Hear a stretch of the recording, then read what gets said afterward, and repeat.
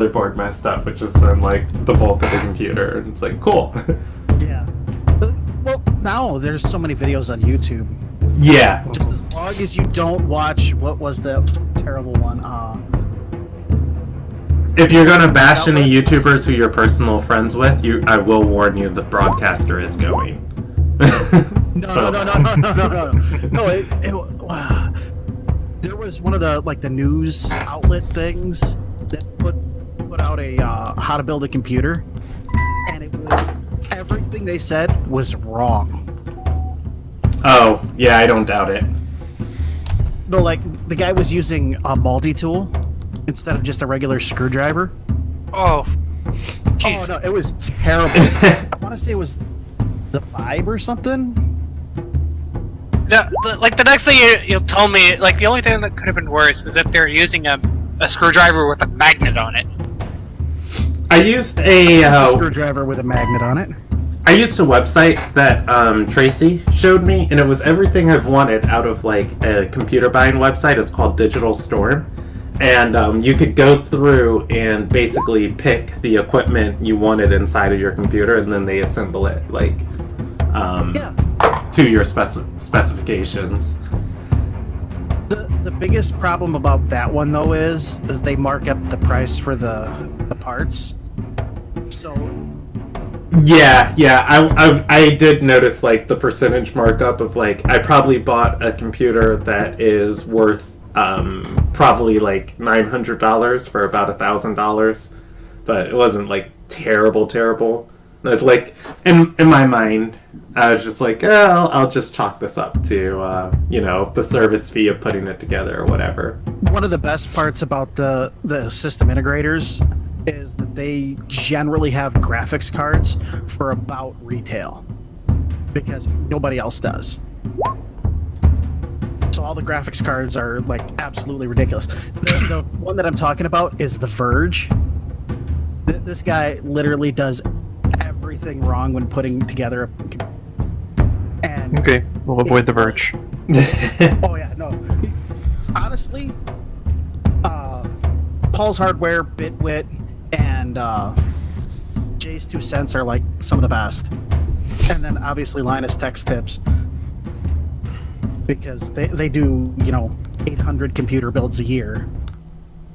I'm starting the stream, but before we do jump into it, I will say my next big thing, like with the new computer that I'm going to dive into, is going to be VR. So I've like found quite a few channels like talking about like what you need and stuff to get into that, and I'm excited. Nice, that's cool. I want to try VR too. It seems like it could be fun, but fortunately, I'm waiting for it to take that next step further. Like where it is right now, I was like, okay, cool. I wanted to go that next step further. So you mean Half-Life actually 3? move around, like. I'm kidding. All right, welcome to the Ilderon Tales. This is the Scholars. This is Saga 1, Episode 4 of their campaign. We are playing Dungeons and Dragons tonight. It is a role-playing game. Let's see if you can see me. I have a new setup going for the webcam, so hopefully that's kind of cool. Anyways, if you're under the age of 14, please consult your parents before continuing into this video, because you'll likely encounter content that's not appropriate for you. And finally, we're playing in Ilderon. It is a homebrewed world of our own creation. If you want to learn more about it, you can Google search the Ilderon Tales or go to www.ilderontales.com. Had to remember the own website that I host. And you can read more about it. We're running a little bit behind, so let's just jump straight into the recap. Does anybody want to recap the last session from their character's perspective?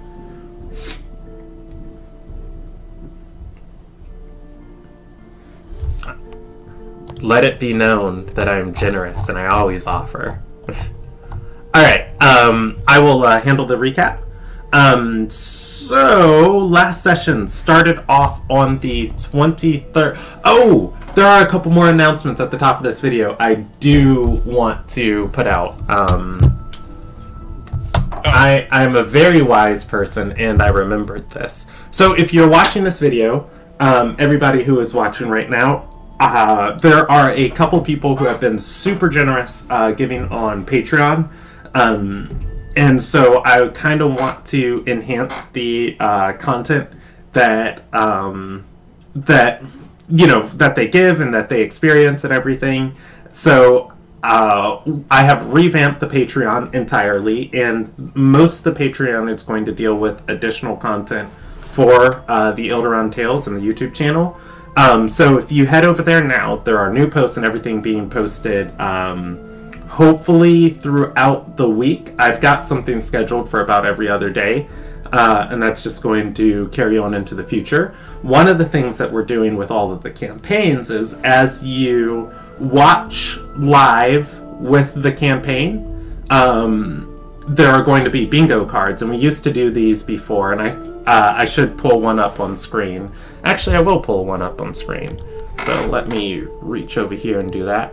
And the bingo cards are just kind of fun ways to follow along and pay attention, like with the groups. And so these are going to be coming out weekly. And if you subscribe once to the Patreon, you have access to everything that gets put on the Patreon. For $1, anything that's on the Patreon, you can see any and everything that's been posted. So these are what the bingo cards are like. As a just kind of like, I guess, a taste of like if this is stuff that you guys would want or enjoy. All of the stuff that's going to come out this week on the Patreon is going to be open to the public and free.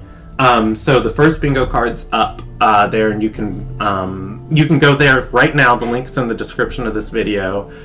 Click, go to the Scholars, get the bingo card, and as you listen to the session, follow along and try and get bingo. And then also, I'm going to be doing a monster a week on the Patreon, and these two things are set in stone. There will always be a bingo card, and there will always be a cool monster of the week. Over and beyond the monster of a week, I'm going to try and do some more like either world building things with Ilderon or storytelling things with it. But that content will be like the additional icing on the cake. And all of this is coming over and beyond on top of the 3 campaigns that will always be happening on YouTube. As just kind of like a thank you to everybody who decides to give. So, yeah. I'm going to put this bingo card on my other screen, and I'll see if I win bingo. And I think like one cool thing in the future would to be to like keep all of these bingo cards each week, so that as each session happens, you can decide which bingo card you want to use. And some people might get bingo before other people, and I don't know. Maybe this is tentative, but I bought a Mordenkainen's Tome of Foes a long time ago that I wanted to do as a giveaway on stream. So maybe like at the end of a month or something, or at the end of a book, we'll tally up whoever gets like bingo the most or something and give a giveaway with it or something. This has just literally been sitting here. I have 2 Mordenkainen's Tome of Foes. Okay, with that, if you want to give, thank you. If you don't have to. Thank you very much for just watching and tuning in. Let's jump into the recap. The recap, last episode took place on the 23rd of Noble in the world, and the party started off teleporting to a teleportation circle that was in an off location that the Silver Sigil used as kind of like a secondary fallback for stopping their sanctum from being breached. Anybody who's trying to teleport to Coven has to first come to this circle and then teleport into Coven from there. So the party went through these precautions, teleported to the out location, and then teleported into Coven. just getting back from their mission in Kytelis Falls and traveling through the Martoa woods. Once back in Coven, everybody decided to clean up and wash the mud off of them, as they had covered themselves in mud to mask their scent because they were being followed through the woods. They had the harbor master Scalen Kellenir with them as a witness to the events that were happening inside of Kytelis Falls. After cleaning up, they went to talk to their advisor, Anarelus, who had given them the mission, and found Anarelus talking with Andis.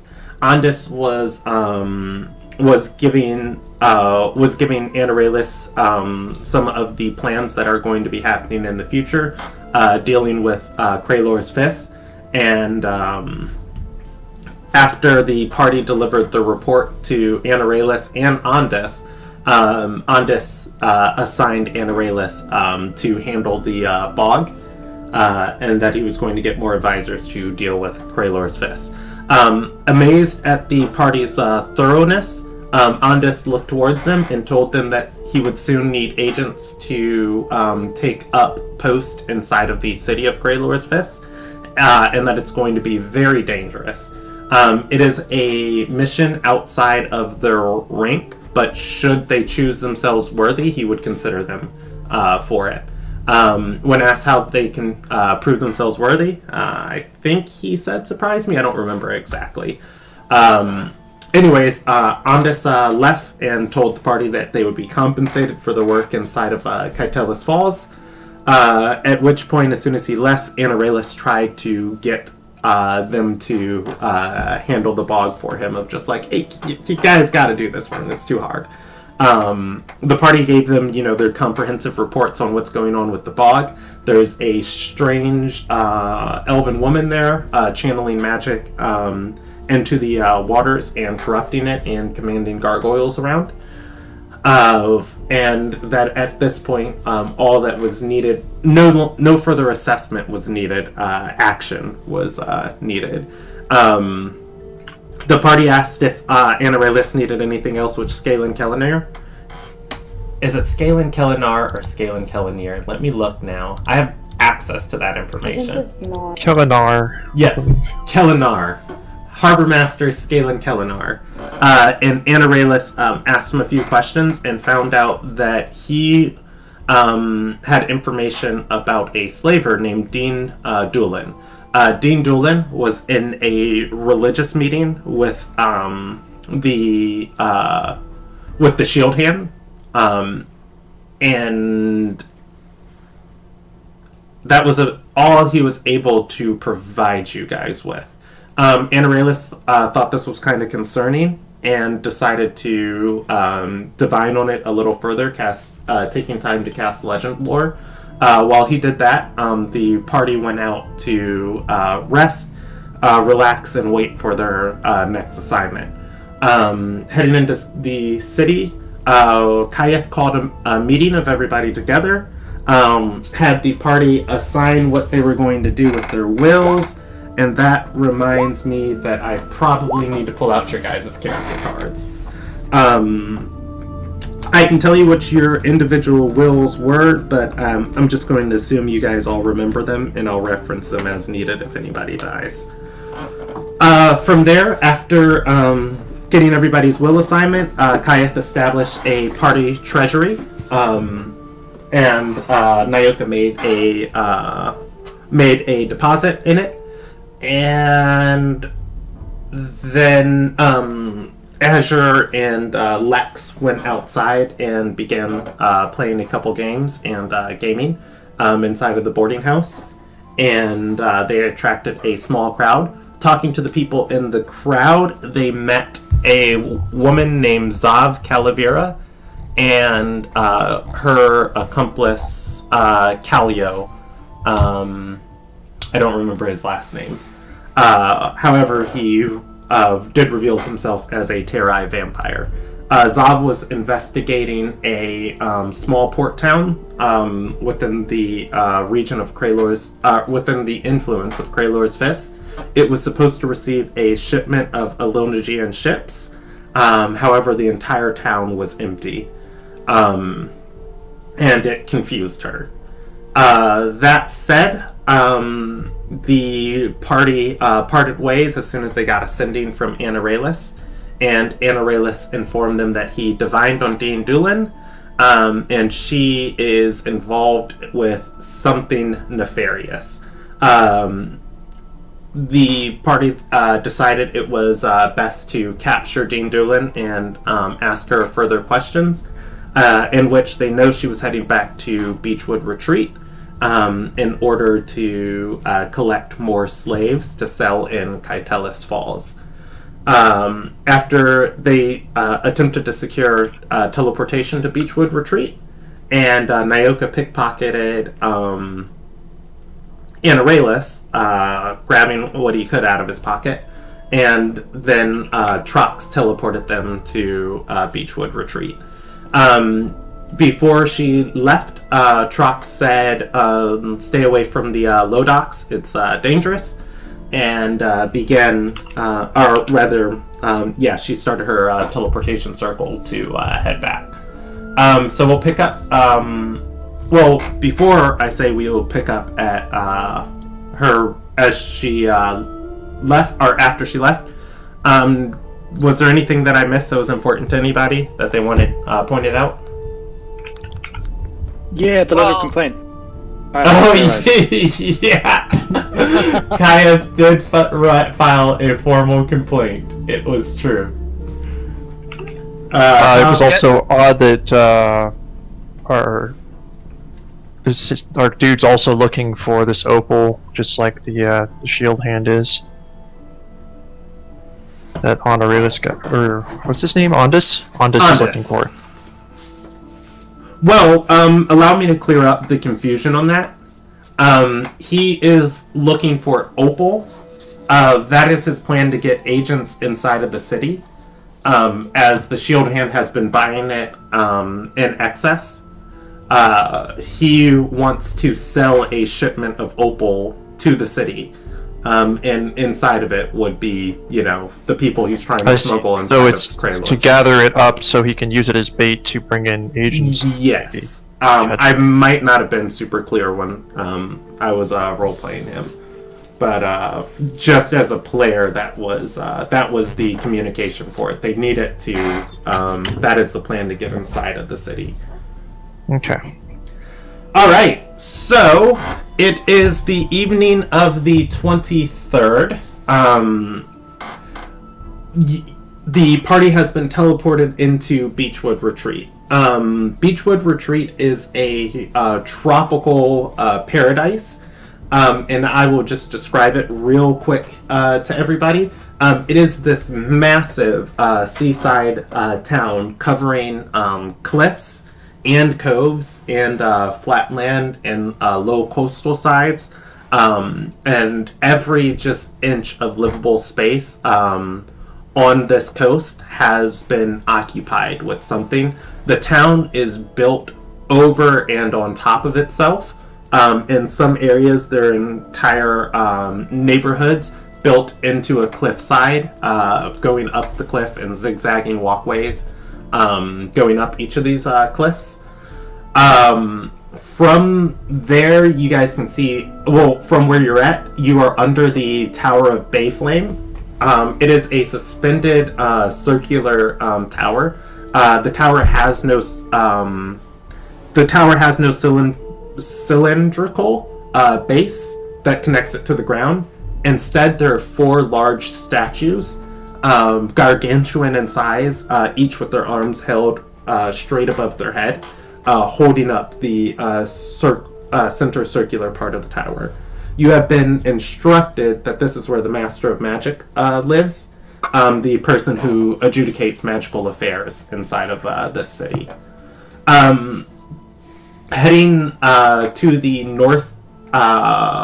northwest part of town, that was described to you guys as the low docks. So if you kind of look at this image I have right here, there's kind of like two prevailing layouts to Beachwood Retreat. There's areas where there's like where the town has been fortified and reinforced, and anything coming up from the water, you have to travel up into the rest of the town. That's called the high docks. The areas that are seaside, if you would look to the very far right of this screen, I kind of have an image for inspiration of that, of like what the low docks would look like. And it would be, overshadowed by the rest of this town. In the far, far distance, looming over the town, there is a tilted pyramid coming out of the ground. For Nyoka and Lex, you guys are going to know that is the Temple of Eodothea. These days, it has been repurposed as a brothel, drug den, and vault, where lots of money is stored. It is also where the Master of Harmony manages the city from. And the Master of Harmony would kind of be like the mayor of Beachwood Retreat. And my final thing that I need to tell the party, between the low docks and the high docks. The low docks is often called Sea Town. There is the coast, the cape, the cliff, the quay, and the cave. All of these are different areas that are seaside, and they all make up the low docks. People from that region call it, people who live in the low docks call it Sea Town. People who, don't live there call it the low docks. It's like one of the identifying things of knowing who you're talking to. That said, Nyoka began heading straight towards the low docks as soon as he got here. What and where does everybody else... what does everybody else want to do, and what is everyone doing? Set up a place to, Nyoka, wait up. Let's make a plan. Nyoka is just like, we find lodging first, and we can make a plan. Me know a place. Then let's find lodging somewhere else. Nyoka's gonna stop and say, but this one's gonna be free. Oh, Me know a place. Oh, Free? might as well go. Hopefully we won't get hurt or anything. It's okay. These people are Nyoka's people. Okay. Well, since you know where you're going, I'm lead the way, my good man. All right. So the party follows Nyoka. Sure. That sounds like the saddest giving up on life for Azure. Just sure. You know you can't escape. I have to actually open up my bingo card and see if I had Azure gives up on the Nyoka. Oh, I did not. Okay, sad day.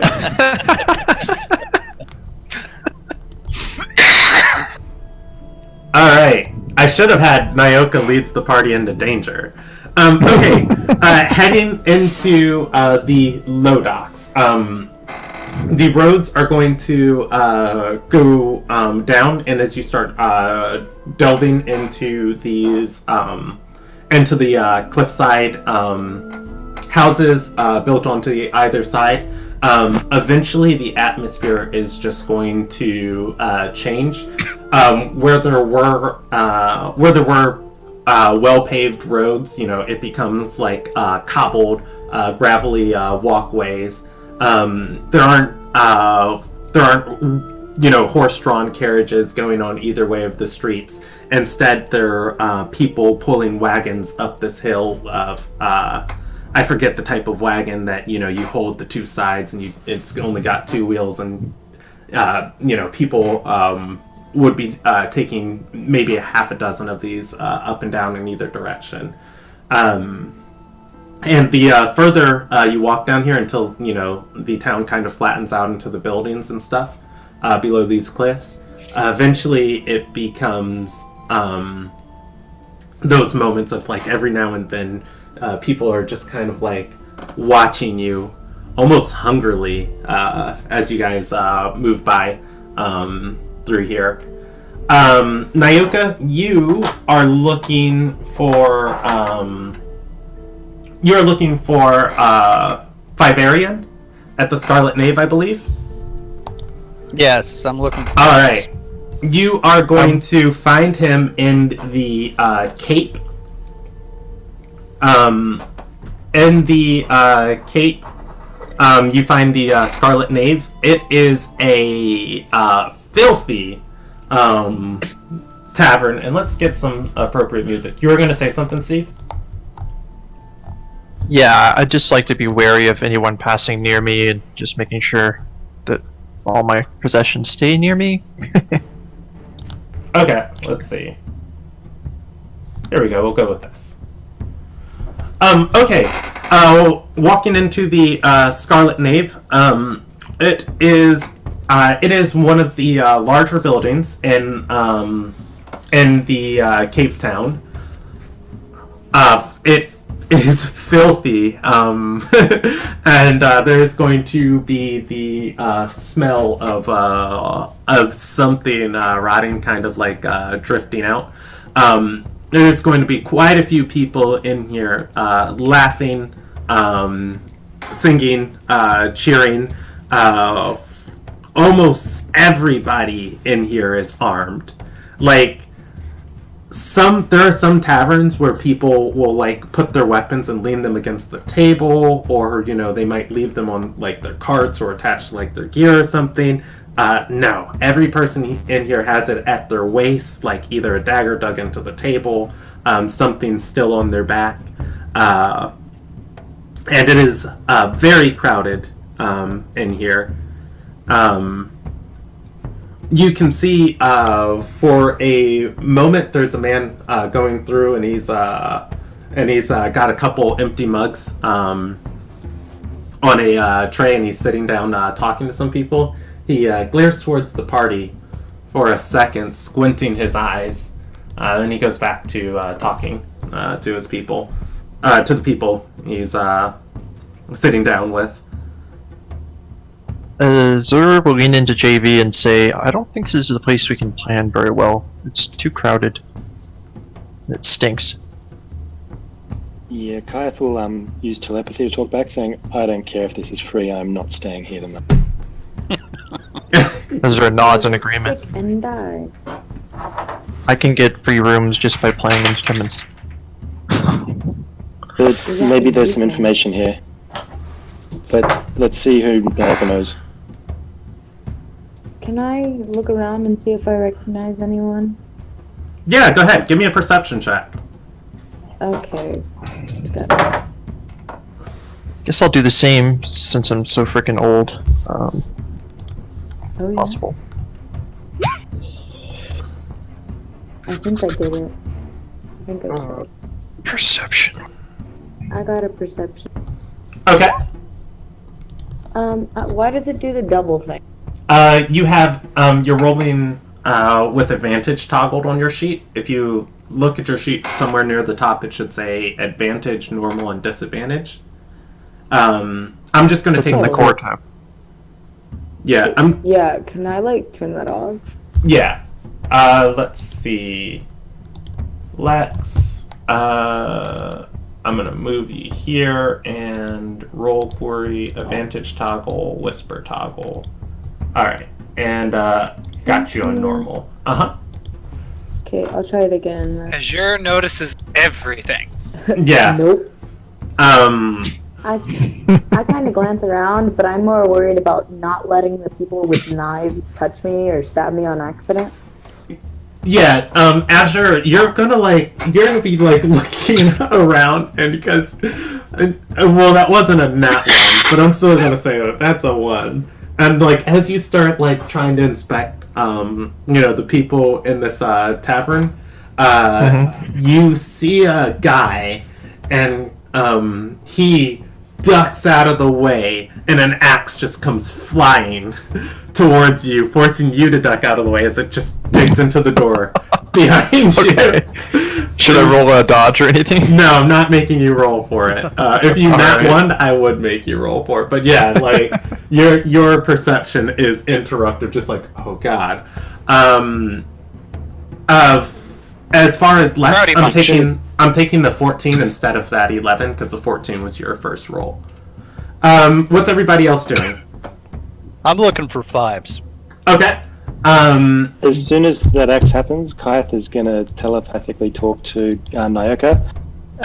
If you have contacts, talk with them, but we are not staying here tonight. You are Nyoka's going to recognize Fivarian at the table, and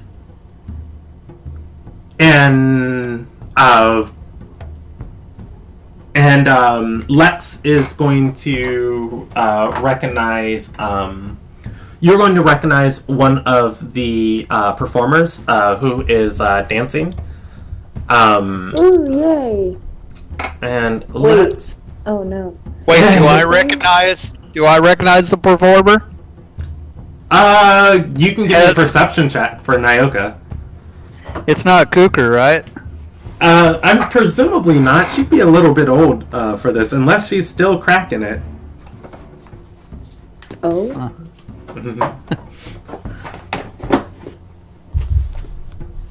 Sorry. I will. You said perception? Yes.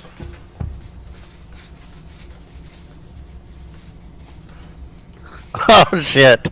Yeah, Nyoka looking and inspecting this guy dancing.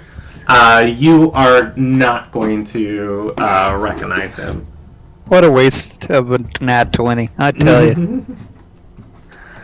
Alright, so, let's see. I'm assuming... Oh, with that perception, do I recognize anybody else in the tavern? You know what? I'm gonna roll you a percentage die. Like any of the pirates. You recognize someone. You're not quite like it's been a long time since you've been here, but you think you see a man by the name of Kingle. And like it's slowly coming back to Nyoka. You don't recognize Cooker, but you do see what you believe to be an older version of her number 2 here. Oh. Okay. Excellent. I don't remember what their gang was called. Fingers or something. Yeah, I feel like it's only fair to make Nyoka roll a history check for it. He was dead, in all honesty, you know? Sometimes coming back from the grave gives you brain damage. Yeah, you're really on the right track of something fingers. You just can't put the name to it. So. Okay, fair enough. Yeah, that's okay. Like, is Shelby as a player? Great. Like, yes. But Nyoka, like, as a person, is just like, what was it? What was it? Fair enough. Well, Shelby as a player don't remember. That's a problem. So Nyoka's going to talk to Vibes. Okay. Is he? Am I interrupting him? No. As Nyoka approaches, he'll stop and look up at him. And I will handle that conversation. Is anyone else doing anything before I dive into that? Just keeping an eye on the crowd. Okay. Got my hand on my He's club. gonna make his way over to the bar and just get a drink. Okay. Kaith is just waiting to leave. Does Azure hear any music playing or? anything like that? Yeah, they're performers performing with music and dancers kind of doing a synchronized step to it. Okay, so some pre-rehearsed performance thing going on. Got it. He'll stick with JV and just kind of watch, like, his back to the wall, watch everything happening. Kind of Okay. thing. What's Lex doing? They're gonna slip away and go over to where the dancer is, the one that they recognize. Okay. All right. Let's handle Nyoka first, and then I'll do Bram and then Lex. All right, Nyoka, walking up to Fiverian. Fiverian has got the tray full of mugs. You can see the mugs are all empty, and he is laughing with the other people at this table, and he's going to just be like mid-story and say, and so they were cutting. And he looks up at Nyoka and he says, I never forget a face. You were here with that guild all those years ago that Princess Darbahari rose out of. Nyoka's gonna nod. Yep, the blue lady. He's going to Question. stand up, arms out, and say, Nyoka! He goes to I hug have you. a quick question. Yes. Did we hear the name? Princess Darbahari? Well, yeah, Are we close enough to hear that? Yeah, I would feel like he would not be like masking his words at all. He's not being stealthy. He goes to hug Nyoka. I don't know. I would be listening. Okay, I don't know if Nyoka accepts it or not. Sure. Yeah. Nyoka accepts the hug. He just makes sure his hands stay. Yeah, he's going to like turn, putting an arm around Nyoka, and turn back to the table, and say, "Now let me tell you, when this lizard folk here blew into town, I had a good bit of debt some people had racked up of me." And one of the men's going to shout up and says, "You're too nice, Fives." And he says, "Yeah, I know, but this guy collected, what was it, 200 gold in a day?" Yep, something. I did you a service. He's Nyoka needs some help. Maybe you can pay back some of that service in information. And Nyoka got he was gonna say rooms, but then he changed his mind since Kira says we're not staying here. So Nyoka's just gonna be like, need information.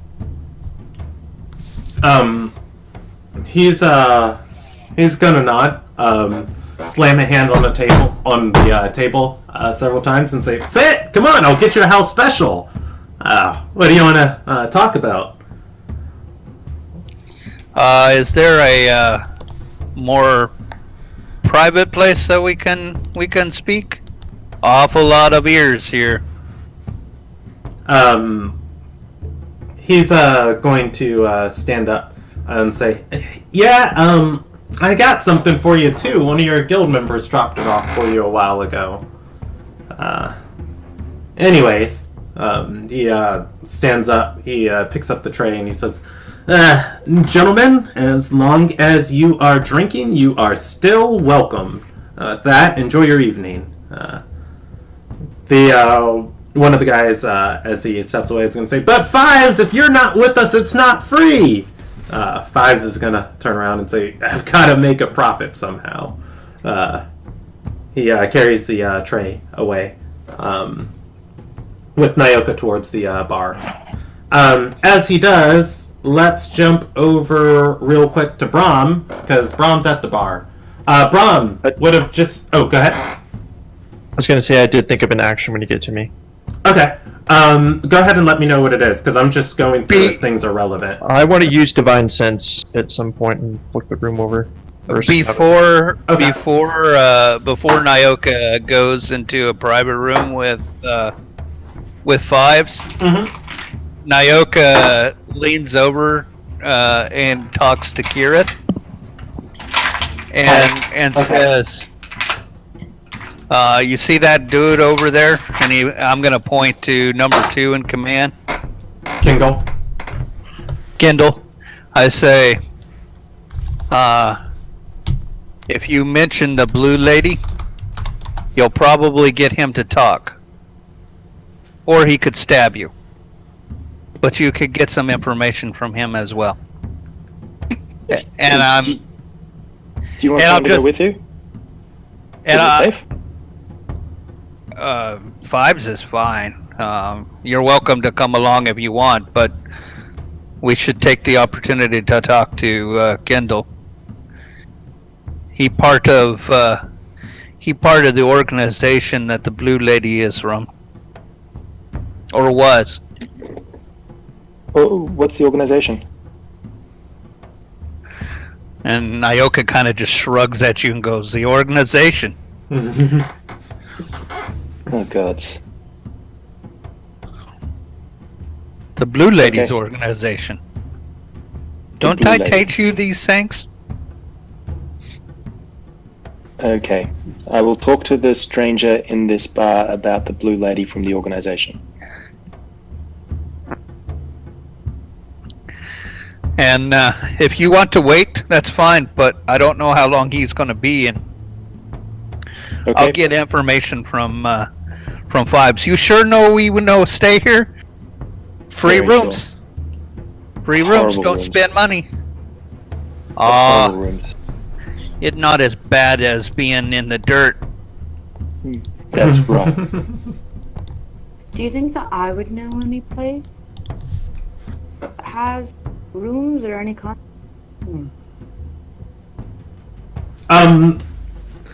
Lex would know of the Calaveras live in town. There are plenty of inns and taverns and brothels and boarding I would not be houses. surprised if I had spent a night in a brothel. Not. Yeah. Anyways, like the city is populated with those. Okay, so Bram at the bar, was there anything special you wanted to do, or did you just want to like buy alcohol? At this, Just go buy ahead. a drink. Okay, yeah. At this point, there's just a servant who works for Fives, handing them out. A guy will just pour you a cup of ale, and it would cost the normal price. I want to upsell you here. This is a reputable establishment. A reputable establishment. Just before copper. All right. I think reputable is better.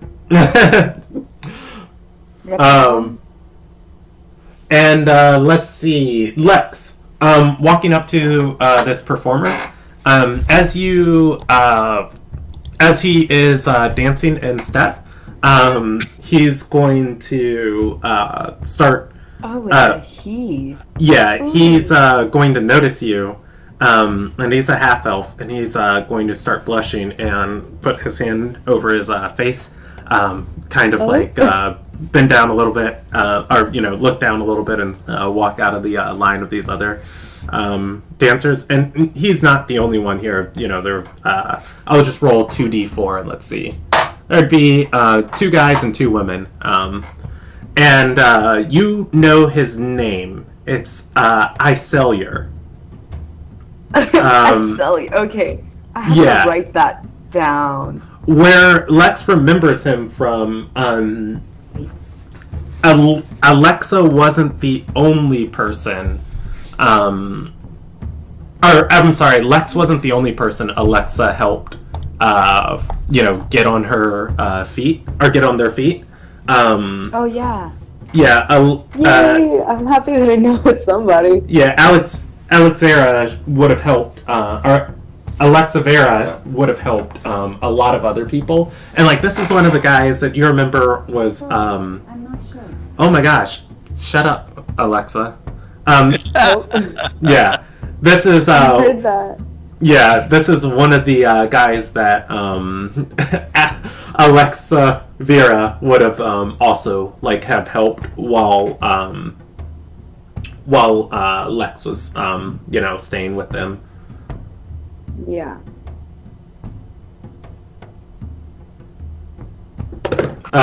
He begins like walking away in embarrassment, like hand over his face, like in your This is direction. amazing. Yeah. Does Lex follow him? Yeah, I'm just gonna like follow.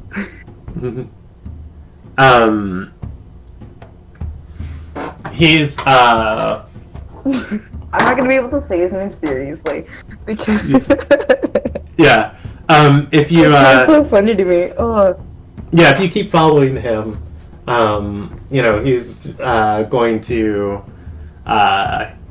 go up a set of stairs. If you follow him up the set of stairs, he's going to duck into a room and close the door.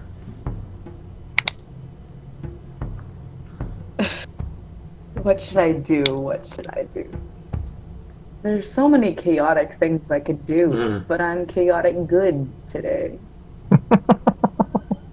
I have to choose something that's like chaotic but still like nice, So I can't go in and like shank the door, to like scare him, which would be fun.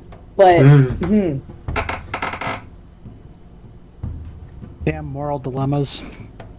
the moral dilemma. In my other campaign, I could do that because I'm chaotic neutral, but not here. Oh, I for a second I actually thought that day to day in game your alignment changed. I was like, Same. that's very interesting. No, I actually am like that in real life, but we don't talk about that. All right, what's it gonna be? Do you want to knock on the door or go back down with the party? I'm gonna knock on the door and I'm gonna keep knocking until he answers. Okay, he's I'm going gonna be as to. annoying as possible. Okay, he's going to open the door, peek out from it, and say, "Look! I just forget you saw me here.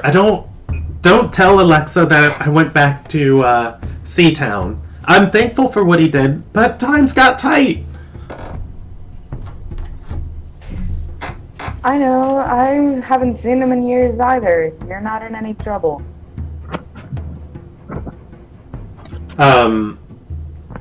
He's going to open the door a little bit and say, I thought you were coming here to shame me or something. No, that's for later. He's going to blush again and then say, This well, is great. I can't say it's great to see you, Lex, but what are you doing here? I thought you got out of Beachwood. Yeah, well, I got a job here in Seatown, so I'm gonna be here for a while. He's going to nod and say, well, this is actually a little better than what life has been for me lately. I fell back in to the brothels, but as soon as the owner at the one I was working found out that I could sing and dance, they've been contracting me out all over Seatown to the places like this. Don't get sucked back into this. I'll try not to. I'm with the group this time, at least. He's going to nod, and he'll open the door a little wider and say, what's this job? Letting you come inside. Now here's the real question. Tell the truth or lie? That's up to you. I'll tell him the truth, but I'll spare the details. Okay. Well, Okay, go same ahead. as usual. Yeah. This, there's something going on in this town, and the higher ups want to know. So they contracted me in a group, and now we're going to learn about it. You know how it is here. He's going to hiss and say, "The higher ups? You working for somebody from the high docks? No, One of the not masters? Exactly. They're higher up, but not in the way, not like our higher ups. They're from, where's the Silver Sigil based at again? Coven. If you look at where the green arrow comes from on the map, Yeah. that place. Okay. No, it's all the way in Coven. They want to know what's going on over here, so they sent me over.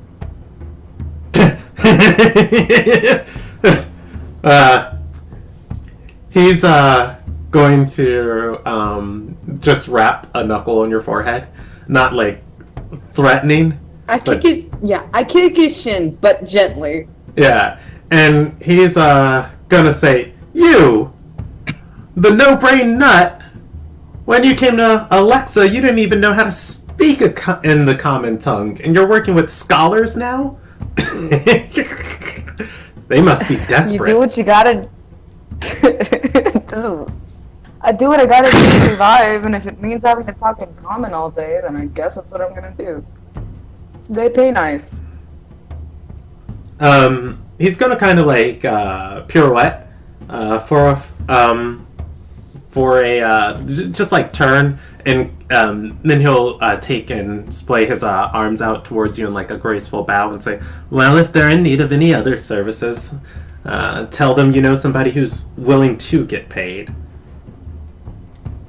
Well, yeah. So we're gonna be here a lot longer in this place?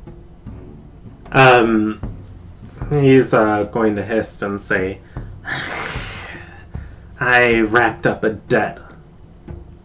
I've got to pay off." How much? To the D100s! Oh, okay. I hope it's not too much. I feel bad for him. Here we go. I'll actually just roll it on stream. And he's going to say, more money than I'll make in a year. It's about 217 gold, give or take a little.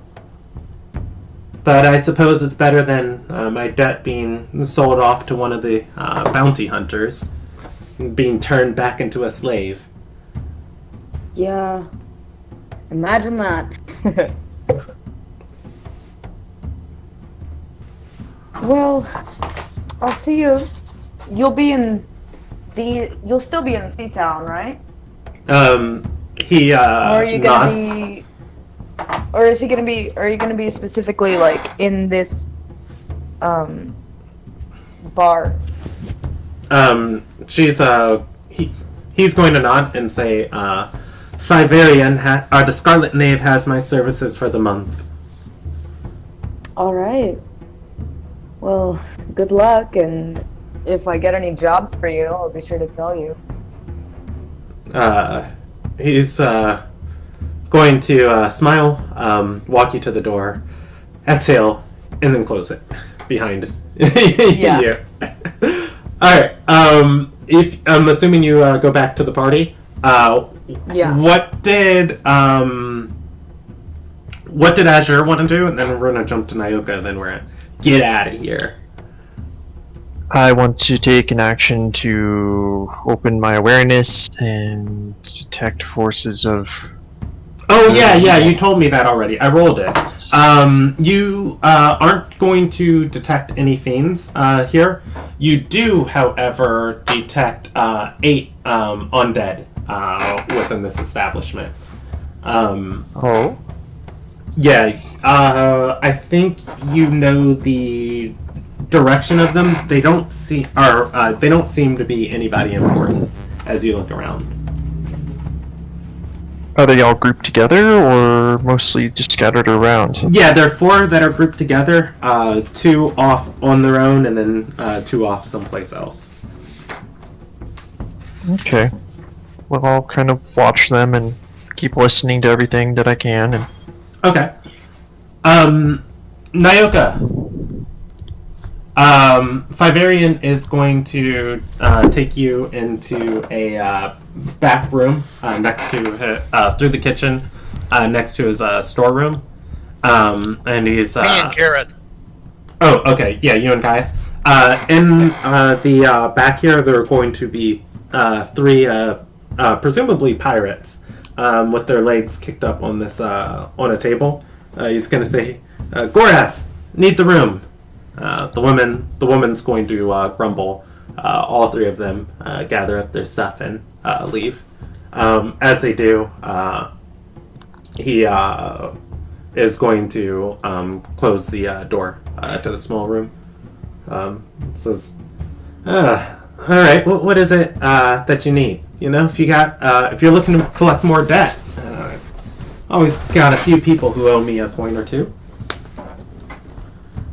Nyoka looks and says, "We may, but business first. We need to contact some people." And Nyoka's going to look at Kyrith and let him speak. And JB isn't in the channel. I just realized that. Yeah. So Nyoka is going to speak for him. Nyoka is going to say, "We're looking for the silver. What was the names again, Brandon? The steel. Oh, the steel cabal. The steel cabal. Yeah. Mm. So we're looking for the steel cabal. They still hold up in Lyrio? He's gonna say yes, Lochleo. Lochleo? As far as I know, that town had a little bit of a run-in with the Gaiori a couple years back. Nothing major. Nyoka remember.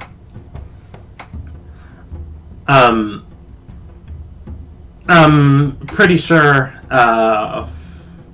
I'm pretty sure as soon as the oh gosh. I'm pretty sure as soon as the Mudbud took over, she sent a couple people there. Who took over? And he's going to laugh a little bit and say, that's just what people around here call her.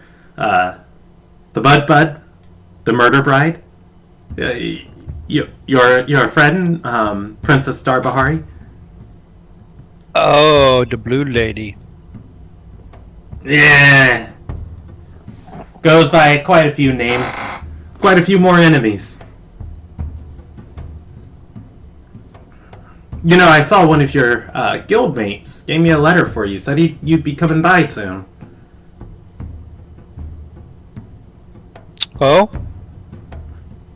He's gonna nod and says, "I got it upstairs in my things. I'll grab it for you before you leave." Okay. Be interesting to see.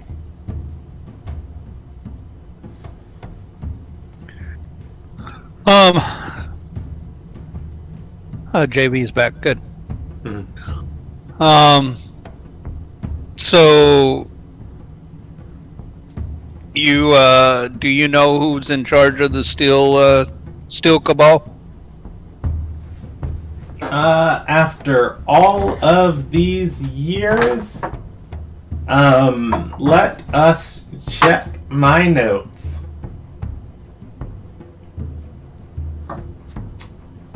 JV, you missed a couple titles, Murder Bride and things like that for the Princess Darbahari. Oh, yeah. Mudbud and Murder Bride. Mostly variations of MB. Let's see. I was looking for the Steel Cabal.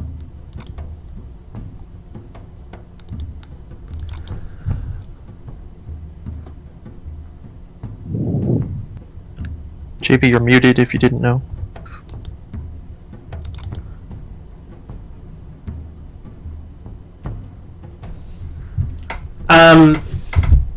Tanalin has actually moved up, and he's going to think for a long and hard moment and say, I'm pretty sure their captain went off to join the princess. That said, I think Tanalin's calling the shots now for the bounty hunters. At least those that are still down there. I don't get much out of the city much. He shrugs. What was the name? Brandon, I'm sorry. Tanalin, and I will spell that for you. Is it okay if I spell it out loud? Or you know what? I can just type. Teanalen.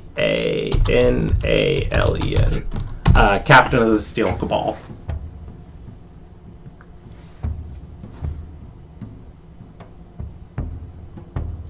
Okay.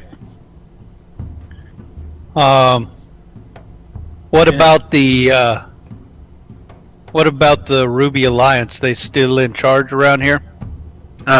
He's going to nod and say, as long as they got all that gold and rubies buried down in Eodothia, I don't think they're going any place anytime soon.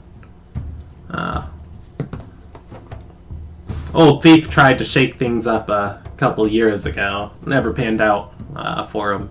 Wonder where he's off to these days.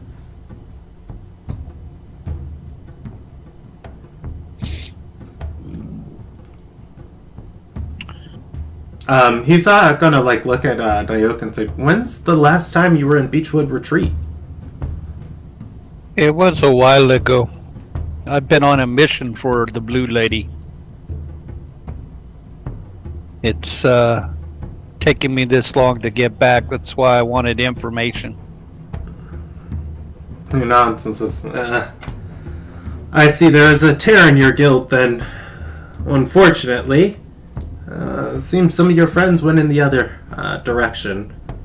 Since you last been in town, though, there's a new Master of Harmony. Best be getting on her good side, too. Not as nice as the old one. The old one was just a drug addict. He shakes his head. No, old one was a drug dealer. This one's the addict. Nyoka shrugs. Nah, they're all the same to me.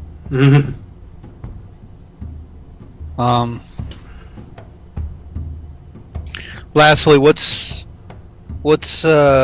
going on with the politics around here? There's some crazy stuff happening. Have you heard anything? He is going to shrug and say, with war coming to Undar, 2 Kayak Emperors, or 3 Kayak Emperors, 2 Undying Emperors, the Shield Hand, the Pirates. This place is always in flux. That's why I stay in Beachwood. The merchants keep the town safe. Didn't think enough gold could buy peace of mind, but somehow in this crazy storm it does.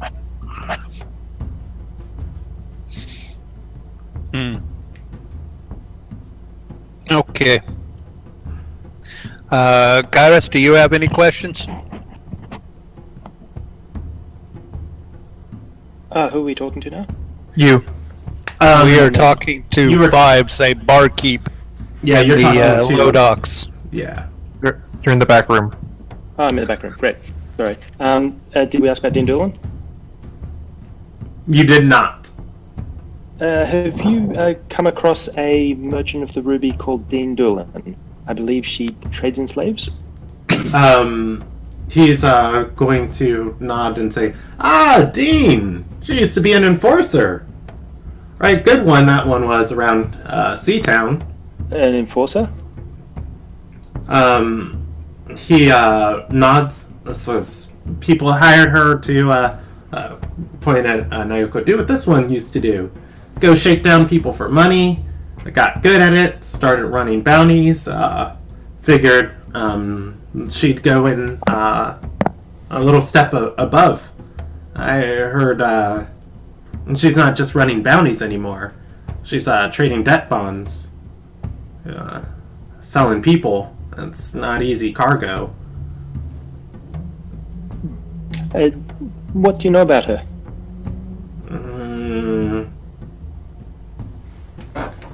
I was gonna think it's like, last I know, she had some contract with some wealthy merchant from the high docks. Struck out real good for herself. Haven't seen her in Seatown in years. Any way of finding out who that merchant was? Fives is gonna bite his lips and say, "Look, I don't really... I know some stuff going on, but I don't really deal in information. That's the type of stuff that gets the shadow sent on you. You might know people are making deals, but who's making the deals?" He shakes his head and says, "Looking for that gets you killed."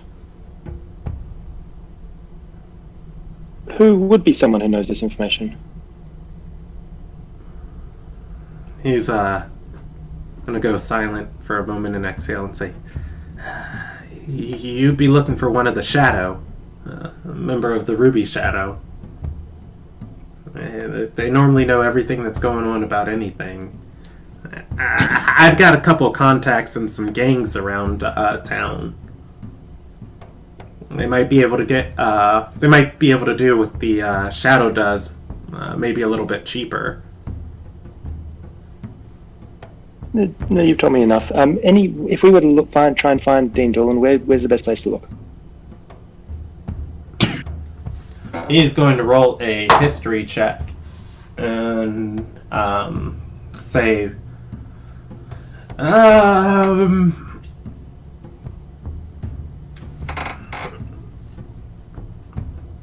you know, she's moved on to the upper echelons of society. She might be hanging out in Yanyeth. He shrugs, says, the neighborhoods around the river. It's a big city, though. Well, you've given us a place to start, and I thank you. He's gonna nod and say, "Now you don't be running off like your friend did." He points a finger at Naoka and says, "I'll go get that letter."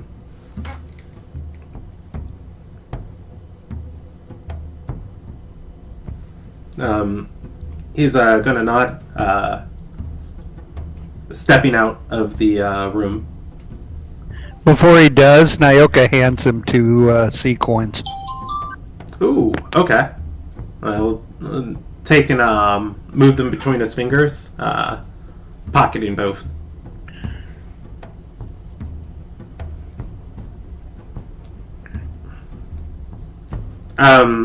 Do Naoka and Kayath want to do anything? I want to wait for the letter, but then we're probably going to head out. Okay. Yeah. After a few moments, he comes down stairs, and he's going to hand you the letter. It is a little old, as he's probably had this for some time. And he's going to say, "At Heimsdale Soldier, that was part of your guild, dropped it off for you a while ago. Gave me 50 gold to give it to you."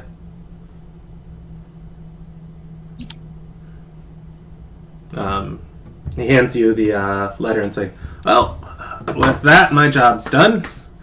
I'm gonna go maybe drink a little, enjoy a couple more stories, and see what Noble has in store for me." He smiles a wide smile and says, the pirates asked for this room. They didn't pay much for it, so I didn't mind kicking them out, but I'm going to let them come back in here. Probably don't want to be around when... Well, you'll get it. They're a little prickly. You mind if we... Nyoka says, you mind us using it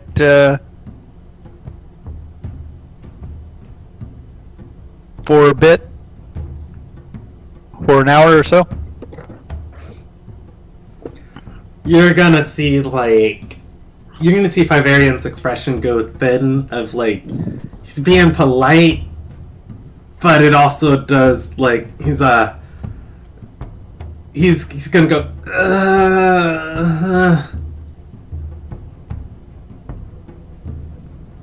I don't want any bad blood with the pirates. Nyoka shrugs. Okay.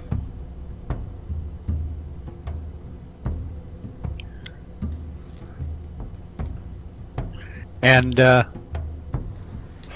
we're gonna go and collect our party, I guess. All right.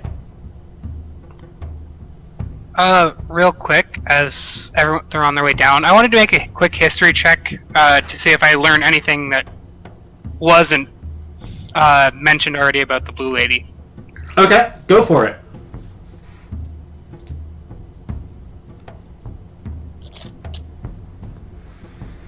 Princess Darbahari.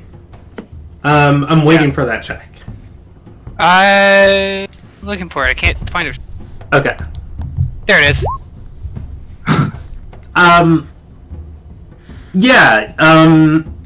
You're gonna learn a little bit of information about her. Princess Darbahari is a member of the Crown, a relatively new one. Unlike the other members of the Crown, who the bandit princes of the Crown, who have each gotten their title through some nefarious means, she actually married into the Crown, and then her husband went missing. She has taken over in his place. A lot of people are not fans of her. However, the prince that she replaced was Kaiden. And I feel like on a 14, that's about all you get, from that. Oh, I'll give you one more piece of information. They call her Murder Bride, oftentimes behind her back. Well, I got that from the conversation before, too. Yeah. I just wanted to see if it picked up anything that wasn't mentioned yet. Well, that was new to you because the other characters are out of the room. Yeah, they're in the back room. I figured with that role, I'd pick up most of that. Yeah, that's fair. Anyway. All right, the party is back together. So, Nyoka, I commend your initiative. This is a smelly, horrid establishment, but it was good work trying to find us free lodgings. I suggest we go uptown a little bit, find something comfortable, clean, doesn't smell, has a private room available, and make a plan from there. There's a Yes? there's a person walking up towards the party that you guys see. It doesn't interrupt your conversation. You see somebody, a tall guy. He's got his glare set towards the party. He's on the other side of the room. Has he got any hands on his weapons? No, he is walking towards you. You can continue talking. I was just informing you. It's not stealthy. Okay. Well, Azura will square off towards him and wait till he can be in earshot. Okay. Yeah. Brahma's gonna stand in front of Kayeth and Nyoka. And Uzziah's hand's still resting on the handle of his... as it's been the entire time. Azur will say greetings once he can be heard. Yeah, he walks straight up to Azur, and he's going to say, I don't like how you were looking at my axe. He points to the axe on the wall and says, do you not like it or something? Because I wanted an elm wood handle, and all they had was spruce. I don't like it either. Yes, I prefer elm myself. He's gonna nod and say, good, I wanted your opinion on it. He lumbers by you, and he's going You could to use go some and grab sharpening his- as well. He's gonna grab his I axe just want out to do of this the just door. for fun. Can I reach up, touch the handle, and cast Shillelagh on it so it just appears and bursts into flame? Like the handle's just on fire? Yeah, I'll let you do that. You know what? And I'm going But it's not actually damaging the handle at all. It just appears that way. Kath is backing away. He's Nyoka mutters under his breath that hard elm would be the much better wood for either of those for the handle. Yeah, at the shillelagh where it's like, you know, bursts into flames and just radiating this druidic energy. And I say, I prefer flames myself. He's gonna say, no! I hated this place because it was too fancy! It's not intimidating! He takes it out of the wall and he is going to attempt to break it over his leg. He's unable to do so. He's going to look around at Inaziah, and he's going to look at the axe, and then look at Inaziah. Azur's going to put a hand on him and try to give him his hit point back from, temporary damage or hitting his leg. He's not taking any damage. No, he's not. It's like a bruise, right? I mean, Yeah. something. Just ease him a little bit. He's going to say, well, you know what? You take it! I don't want it! His hand goes up in the air, and Nyoka reaches up and grabs it. alright, roll me a disarming check. Bram's got his other hand on the arm, too. What's a disarm check? It's a contested athletics check, or dexterity sleight of hand. What does this axe look like? Like a big It two-handed axe? is just an iron hatchet with a wooden handle. He's going to bring this thing down. Brahm catches his arm. Like he goes for Inaziah's shoulder. Nyoka, pulls this thing out of his hand, and Brahm catches his hand, and there's nothing there. He's gonna look and stupid dumb axe. He looks and says, I'm gonna get an elm axe, and everyone's gonna be scared of it. Yes, you are. I look forward to seeing it next time I see you. He's gonna nod, like in a little approval, like yeah. And then he's gonna shoulder pass Nyoka's not gonna stop there, and he's gonna say, no, not just elm, sapling elm, and he explains the exact tree type that he needs. You know what? Let's see. Does this guy have a writing utensil? At which point, he's going to start writing on the back of what looks to be a contract, like with a piece of charcoal. And it's like, what? Huh? Okay. Oh, look at that. All right. Hey, what's a piece of paper all about on this other side here? Looking at it, he's just gonna turn it over and some thing to protect some merchant. As soon as his caravan got to town, he wandered off to the high docks. You're to be a guard. I see. And he's going to just as he begins walking away. Wait, what merchant is that? What? I will answer that question. Was somebody else saying something too? No, that was what I wanted to know as well. Okay. What merchant was it? He's gonna say. Ooh, does he remember her name? He thinks on and says, or wait, no, sorry. He's gonna say, some elf selling cloth. But he says the C word. Oh. I did not repeat it on stream. Well, we are in Seatown. Nah, I'm just joking. Yeah. I don't know what C word you're referring to. Azur will just give a pleasant grin and nod.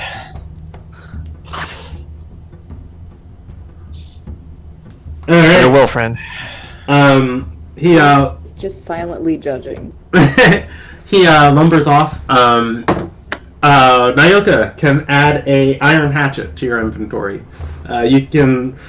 You know what? I think it's woodcutter's tools. Just add woodcutter's tools to your inventory.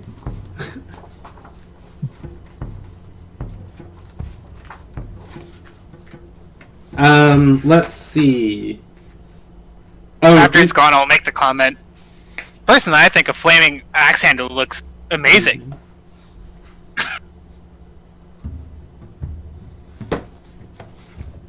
yeah, you can add it as a iron hand axe to your inventory, or you can do it as wood carver supplies. It is up to you.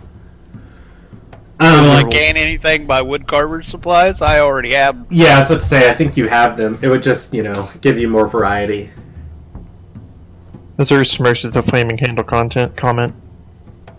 Kaya Sure. wants to leave for 50 and find an inn. Okay. I think that's what we're doing. Yeah. Kayath will start lecturing Nyoka on what makes for a quality inn. No crazy people with axes. Does not smell. Not everybody carrying weapons. Usually pay about a gold a night per person. These are good criteria when thinking about where to stay. Gotta teach the apprentice. But you Can I- pay a gold a night. This would have been free. And totally worth it. Should I try and find a spot? I think I'd know some places too bad. You can't do worse than this. Exactly. Lex can make that comment, but Lex also knows there's much worse than this inside of Beachwood. But yeah. Well, would you rather sleep in a brothel? I mean, I've slept there before, but do you want to? Are you willing to? How clean are the women? You'd be surprised. No, but you're very, very weak. Weaker than I am. So I'm not going to make you go. Heading out of this place and looking for a tavern. Just because there's so many options inside of Beachwood Retreat, I'm not gonna make you guys roll for it. Up the street leading back into the high docks, and this kind of would be like the border of the low docks and the high docks. And this would be in the low docks. You guys are going to find a nice,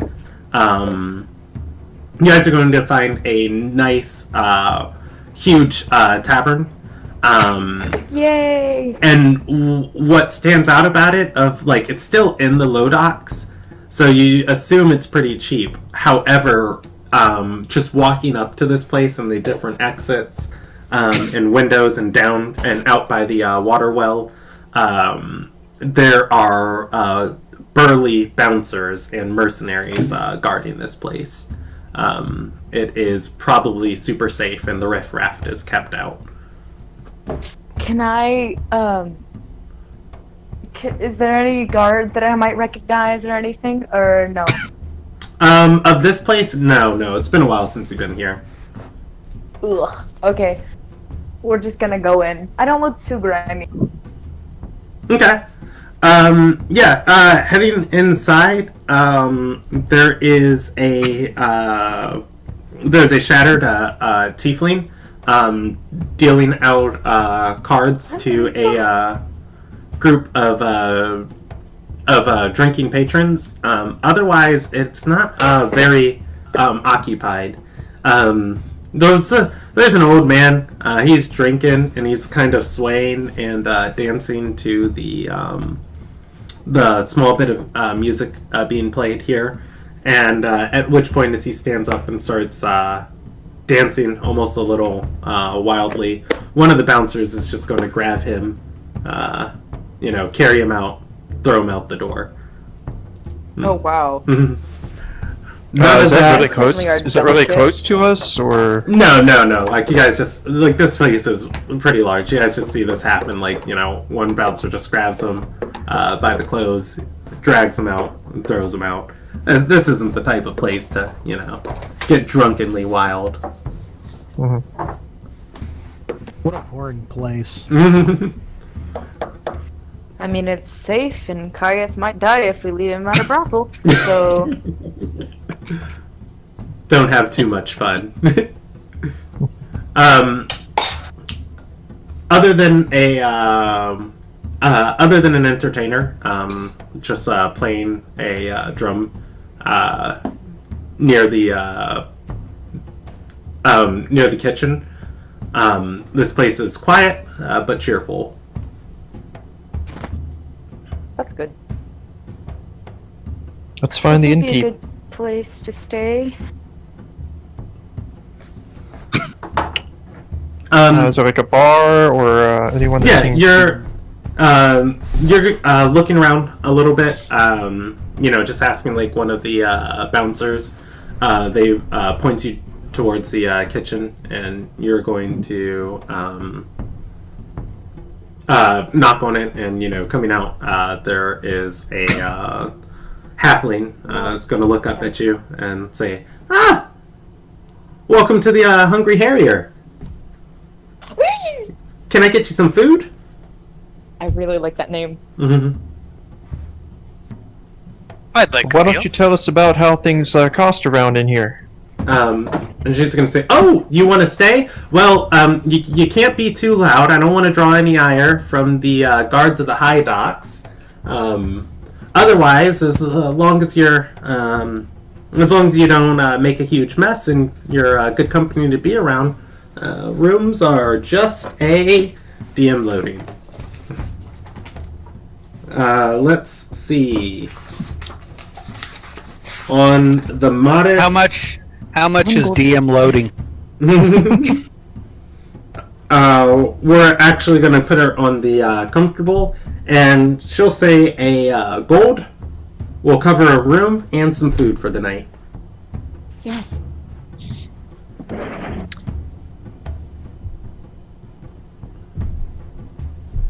I'll gladly spend a gold. Mm-hmm. So would I. Nyoka begrudgingly spends a gold.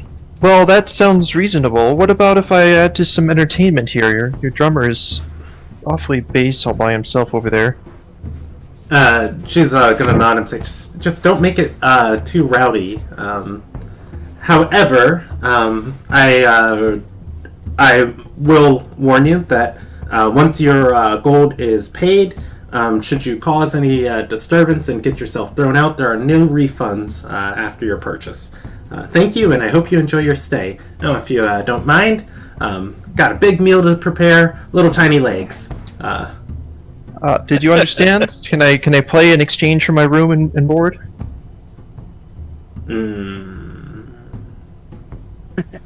Roll me a persuasion check. Okay.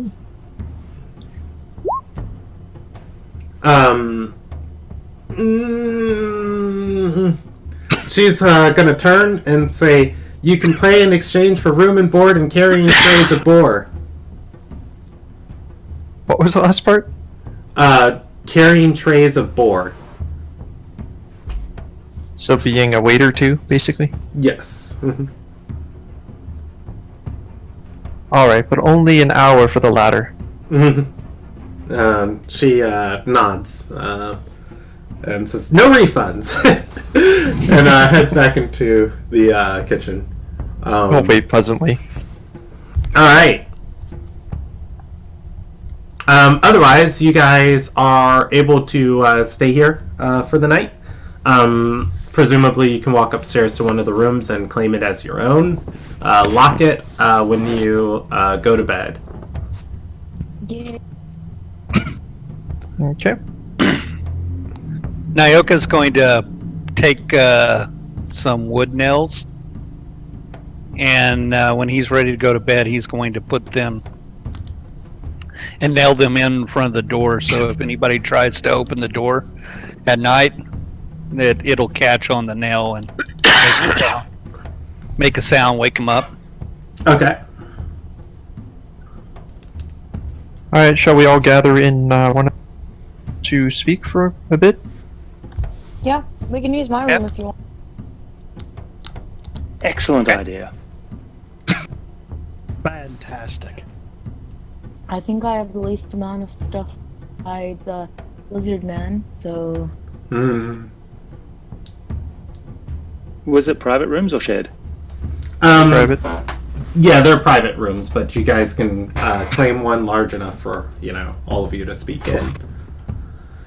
I might as well. I don't know anybody, so I'm just gonna head right up. Okay. Okay, so pile All right. in Annie's room. See, Nyoka, isn't this so much nicer? An axe flies towards Kaya. How dare you? I'm kidding. Nyoka is going to point to axe, not as fun, not free. I guess we just value different things. Rob just says, "This is boring." Alright, so everyone's in the same room? Yes. Yeah.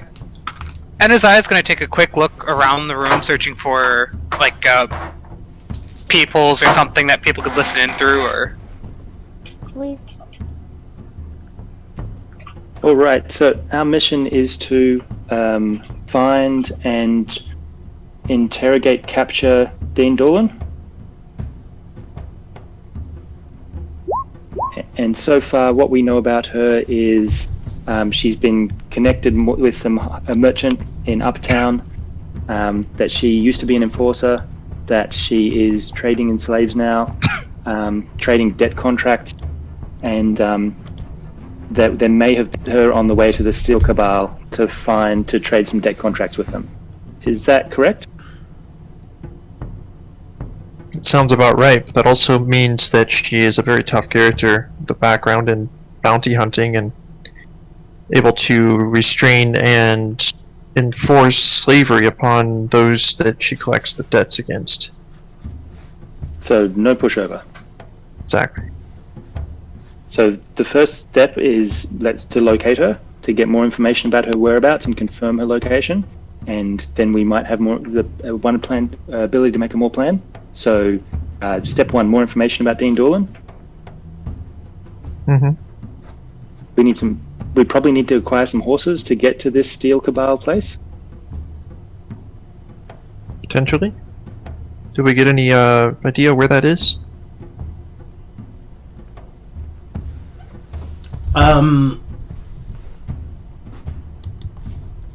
Are you asking me as the DM, or are you asking each other? Everyone in the room. Nyoka? Anyone? Steel Cabal? It's like a day's travel or What something. is Steel Cabal?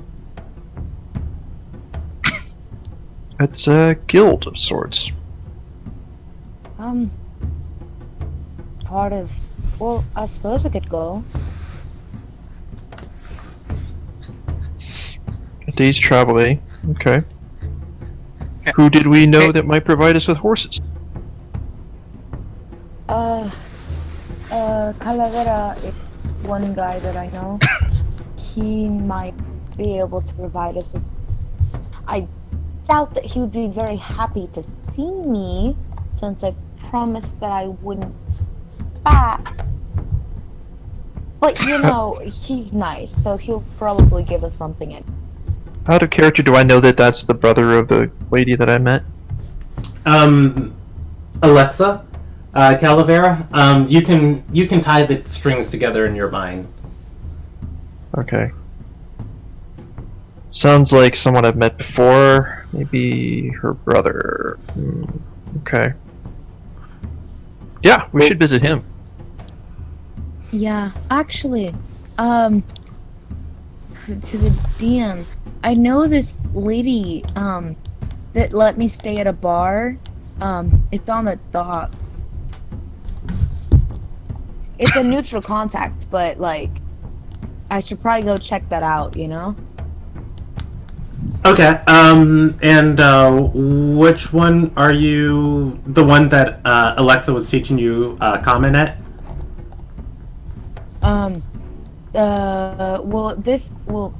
Okay, I'm gonna highlight it right now. This is the guy that helped me out.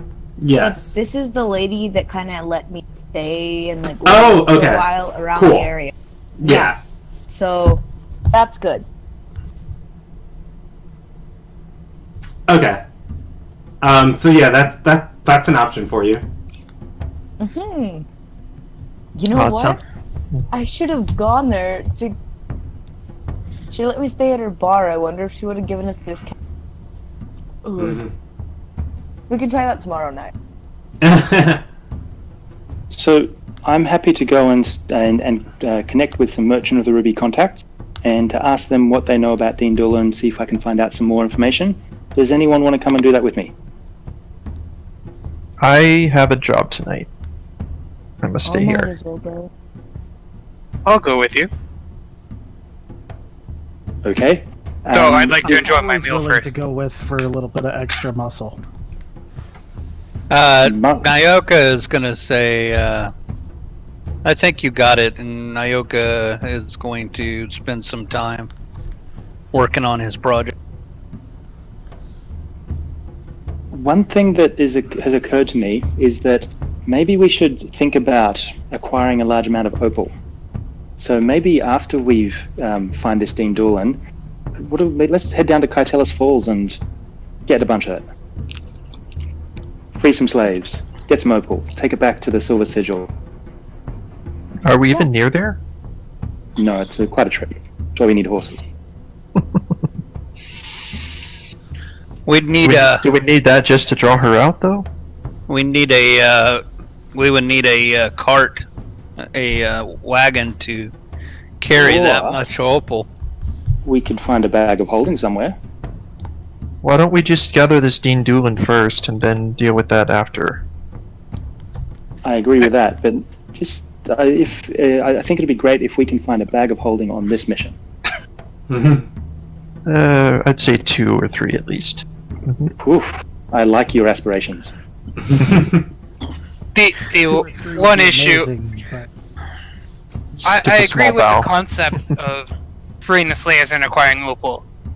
I'm just thinking, do you think that we are enough to fight the army that's garrisoned there? Well, maybe not head on, but I think we can figure out a plan then. But like you said, that's for another day. They could probably smuggle a couple out at a time. I'm sure we'd figure out something creative, but I think the main thing now is to acquire a bag of holding, or 3. That would be phenomenal. No, it's an agreement. So that's just something to keep an eye out, everybody. And also, I would like to point out that only Nyoka has contributed to the party fund, a total of 28 golds. Thank you, Nyoka.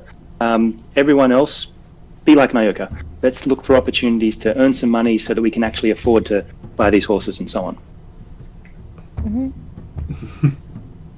That's what I'm doing down tonight in the common room. Earning money. Nice. Is there like a bulletin board in the hotel, DM? Or anything that can tell us like jobs and stuff that we can take? Ooh, jobs. Let's see. Inside Small of things. Inside of this place, there's a cat stuck up a tree that I could use. Yeah. I'm kidding. Let's see. I'm too short to get out. I'm too short to get things out of trees. I'd get stuck up there too. There's a job to get Alex out of a tree. No, I'm kidding. In this tavern, no, there is not. Most of the way things happen in the Lodox is by word of mouth. Just because there's so many people clustered together. However, there isn't a lot of word of mouth going on here. Yeah. I'm gonna head back down though. Okay. Oh wait, before you go, while we're all still here, Nayoka, you know a princess? This blue lady of yours? I know the blue lady. Yeah. Would I know about the blue lady? Because I live in T-Town? Because Yeah, Princess Darbahari. Wait! Yeah, I'm gonna write that down. Lex was sold as a slave in Dagger Gully for a second, right? Yeah. Yeah, Lex definitely knows about the crown. Princess what? Darbahari is a member of the crown. She is a bandit prince and one of the rulers of the city, Dagger Gully. They call themselves the crown. Princess. They call themselves princes and princesses, but they aren't actually royalty. It's just a title. Mm-hmm. Each leader is referred to prince or princess. Yeah, even if it's not their official title. Yeah. Okay. That's any more information would be a history check. So. Yeah, no, that's all I needed. That too, since he was a slave in Dagger Gully as well.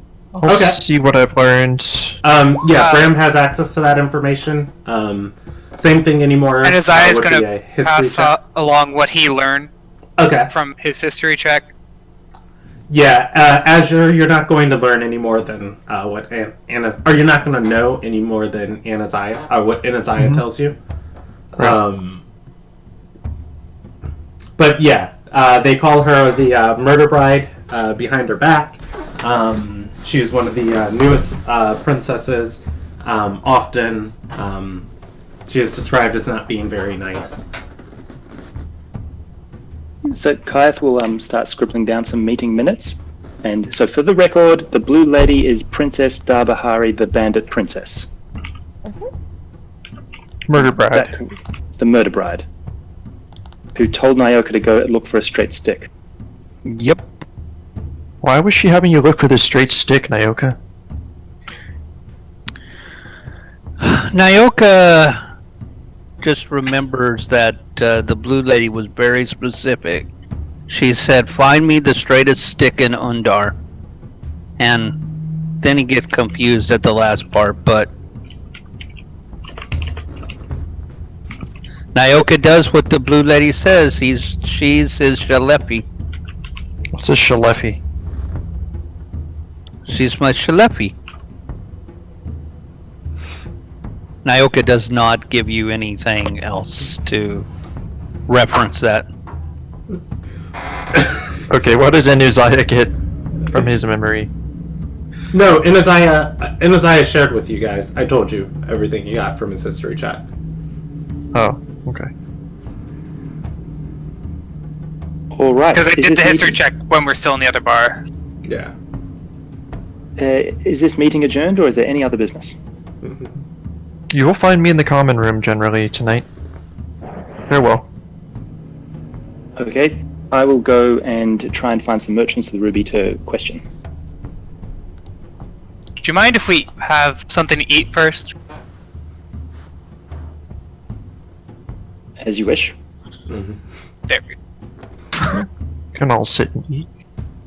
While I may be the leader of this group, you don't need to ask me to eat. Well, no, I was suggesting before we leave, we eat. I wasn't asking for permission to eat.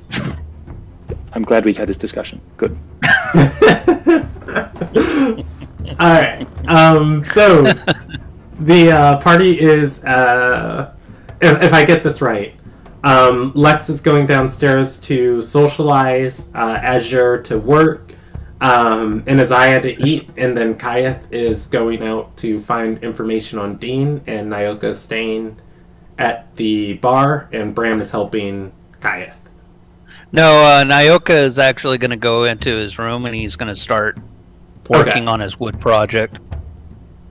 Azur is going to, yes, work as a musician. Also, a little bit of that carrying the trays around. Okay. But some gambling and eating as well. Give me a performance check for your time as a musician. The meal for tonight is actually steamed rice with honey smoked boar, squirrel, and thyme. Let's see. Yeah, and whew, you're going to do exceptional on that performance check. Quietly, mind you, quietly. Yeah. I'm assuming, like, you sing, or do you have, like, an instrument or something? Storytelling with lute accompaniment. Okay. Okay, yeah, that'd be good. Like, even, like, a table side thing of, like, walking up to the patrons, like, here's your meal for the evening, and then, can I interest you in, like, a small story or something? And, Definitely. one person is going to tip you a gold. You make 2 more silver. Okay. From your time tonight. That's yeah. With that, the innkeeper, the tavern keep, is pretty happy at your services. Once the food has been distributed out. Anaziah is able to eat. Nyoka is able to work, and one quick thing, Brandon, before you pass me. What was the crumpled note that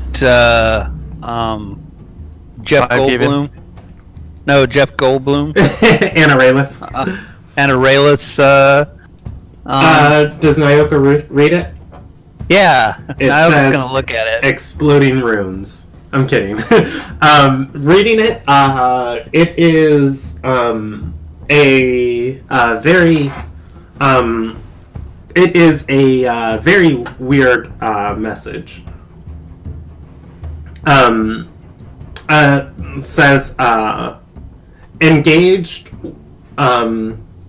The slaver engaged with the slave of souls, or a slaver engaged with the slaver of souls. A deal denied, and a storm to come. It is scribbled in Anarelis' handwriting.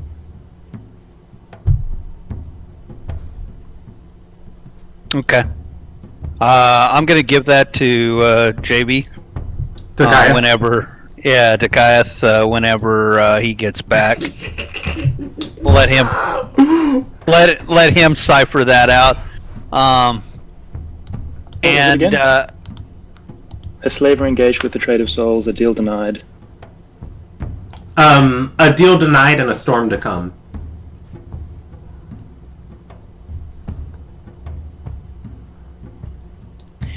And lastly, I'm going to look at the note that my old guildmate sent me.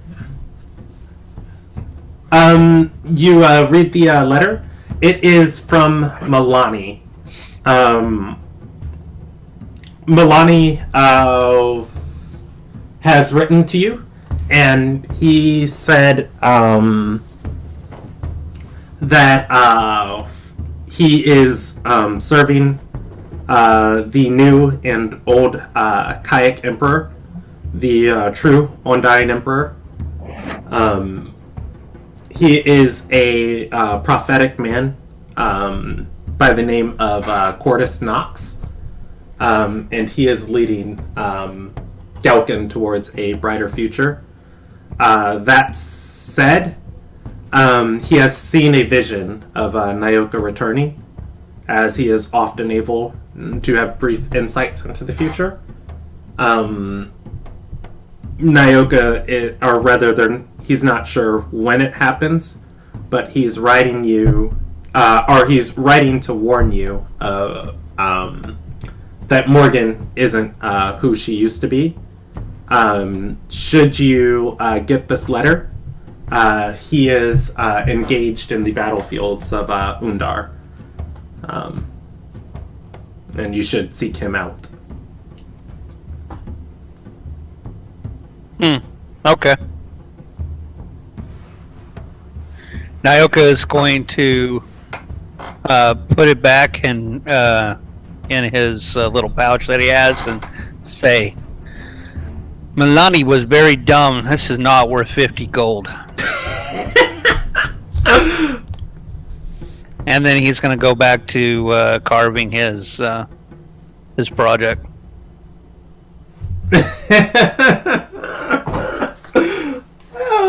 All right, that's great. Okay, so and did you say you're giving that note to Kayeth when he returns or before he leaves? Yeah, no, when he returns. Okay, cool.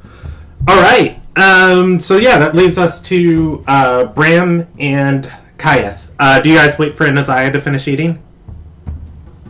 Sure. Okay. I'm following Kayeth, so wherever he goes, I'm just going as his muscle. Okay, that leads us so to happy. Bram, Kayeth, and Anaziah.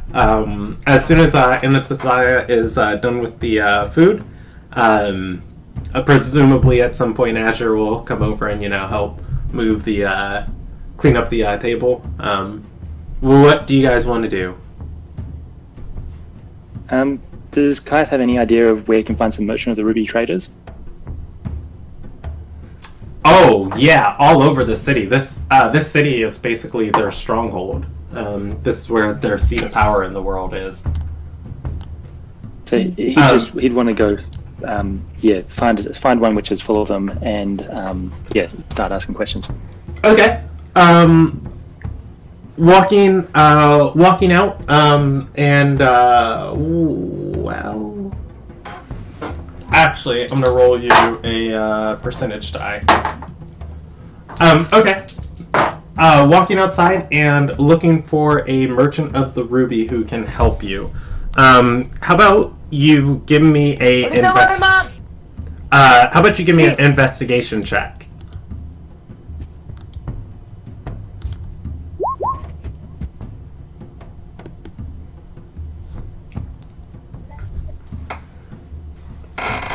All right.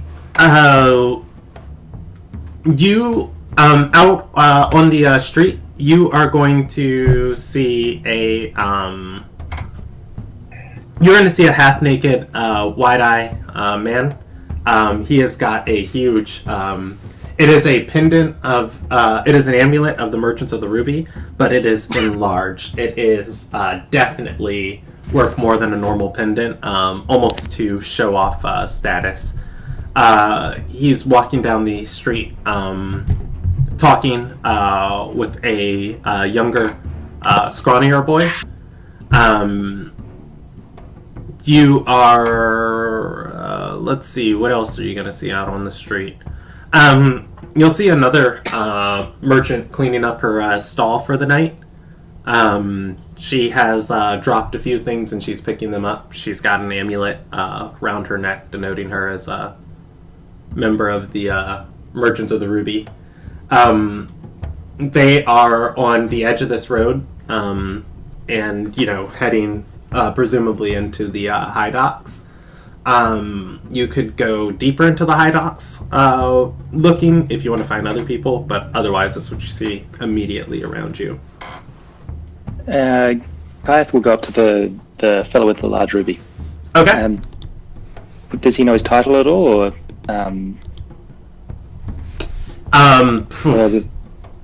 Mr. Richie Pants, probably what he calls himself. No, I'm kidding. Go ahead. Good sir, he'll wave his small meager pendant at him. I'm looking for Dean Doolan. Do you know who that is? Let's see. He is going to he's gonna put a hand on his chest and say, "Huh, you're talking to me? My time's worth money. My time's worth money, son." He doesn't seem that much older than you. Okay. Kayeth is just walking away. Further in the high docks. Let's see. You just walk away Picks up from a him. stone Yes. and chucks it at the back of his head. Give me an attack roll. I'm gonna do it as a dart, because that's what I got. Okay. You just want to do. Is that Havoc doing that? Bram. Yeah, Bram. Alright, so yeah, he's like gonna be like affixing his metal, like, did he not see it? Like, and then, it's just gonna hit him on the, across the side of his face. He is going to swell up with rage and say, Hey! You throw that! I'll have you know! And, like, as you start walking away, and he'll start yelling and say, You're dealing with Laverius Idware, the third of his name! I turn around I am and a... look at him and Go start ahead. walking back towards him. Like, stalking towards him. I'm totally intimidating him. He's gonna nudge the boy next to him and say, Alright, son, what? Come on! The boy is going to step up and say, Excuse me, sir. Please don't threaten my ward. He takes out a short sword and points it at you. The man inhales, puffing up his chest. I walk right past the one, and I just kind of shove him off to the side, and I say, "Are you talking to me, sir?" He's going to say, Yes, I would have you know that I'm a right proper merchant. I am, and I have fought hard to have a life outside of Seatown, and I deserve a little bit of respect for that. What are you talking about? You're accusing me of something I didn't do. I'm not going to make you roll a deception check. I'm just like mugging him down. I am. And he's gonna Intimidation. say, yes, I might have seen something a little different. Well, be on the lookout for some lad throwing rocks. It's quite rude.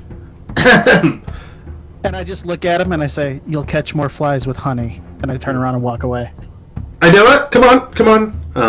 The boy is going to grab his short sword, put it at his waist, and they start walking back down the road.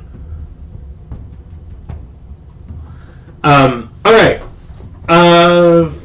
Going and looking deeper into the high docks.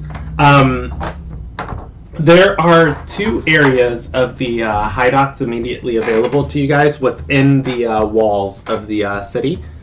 On this side of the river, you are going to be aware of a neighborhood of town going on the high part of these of the cliffs that overlook like the low docks, called the Master's Straits. It goes north. It goes northeast into the city, following this line right there. Otherwise, you guys can head outside the city, and this area is called Yanyeth. You guys are coming from the Low Docks part of town, which is right here. Can we go somewhere just getting up closer to Yanyeth? Maybe around, I don't know if I can click. But yeah, not fully in Yanyeth and ages away, but just around there maybe. Okay. And really just is a tavern or a gathering place, hopefully with a bunch of merchants in it. Alright.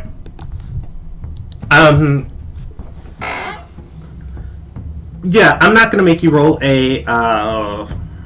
I will let you roll an investigation check if you want to, Heading up this road, getting a little closer to the walls as you weave your way through these streets towards Yanya.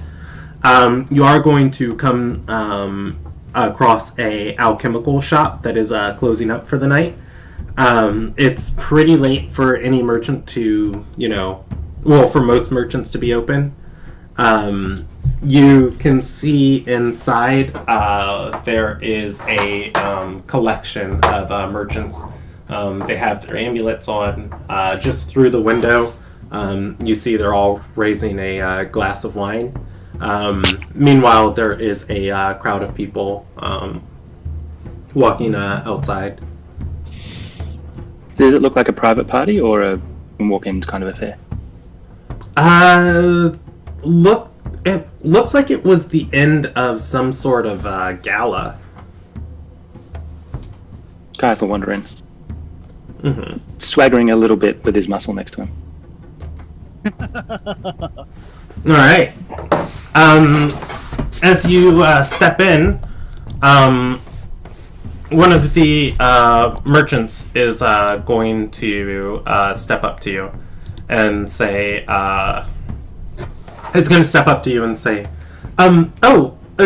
excuse me. The event is over. You missed it. Oh, I missed it. What happened? How was it? She is going to say, it was a lovely affair. A whole arraignment of arts and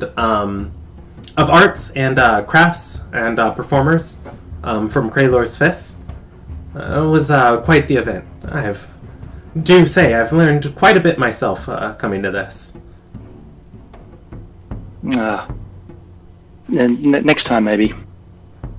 I'm wondering if you can help me. I'm trying to track down Dean Doolin. We have business.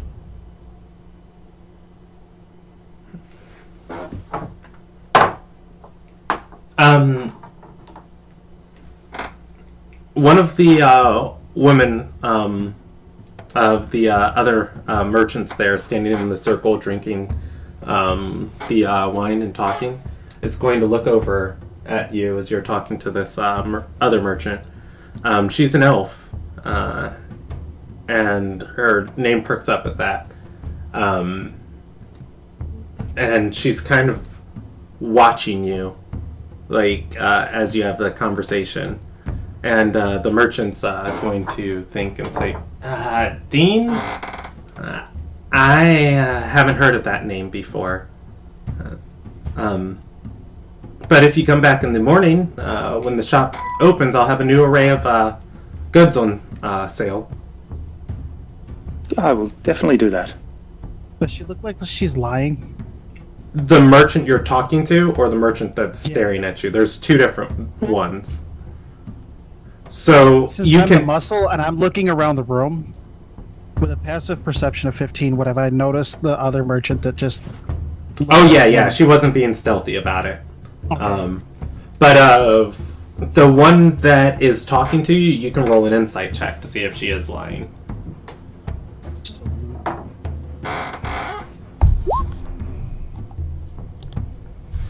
I mean, it's a big city. This lady probably doesn't know Dean. It seemed pretty authentic. Kyle wants to reach out telepathically to the lady who looked at him. Do you know Dean Doolin?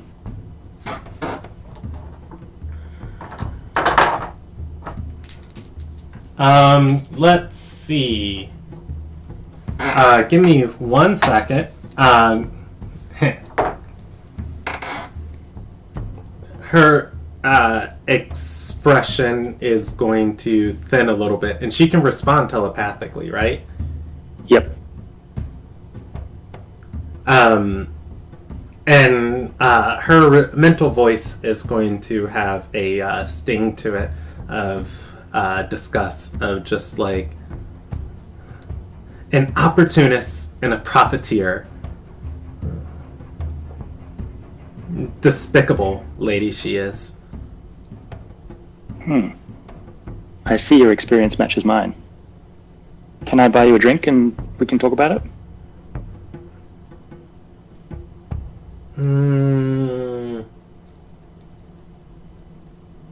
Roll me a persuasion check.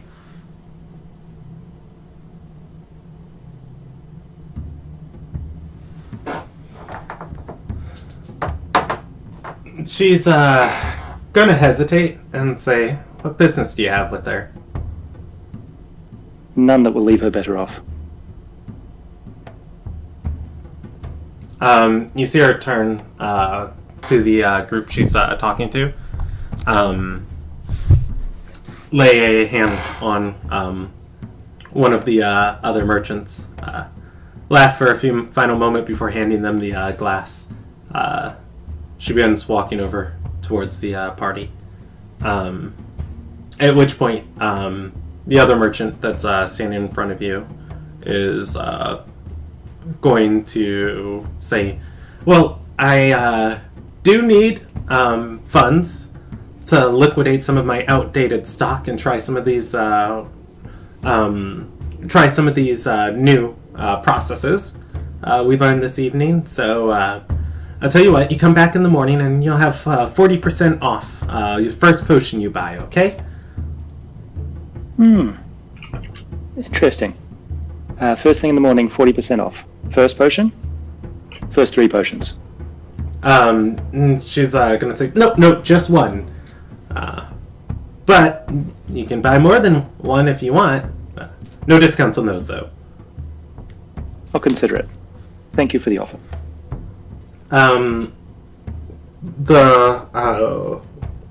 The merchant's going to turn to the woman and say, "Kun, are you not going to celebrate with us for the night? It was quite the affair to have that caravan come in." She's going to nod and say, "It was, but you'll see, I've lived through quite a few many affairs.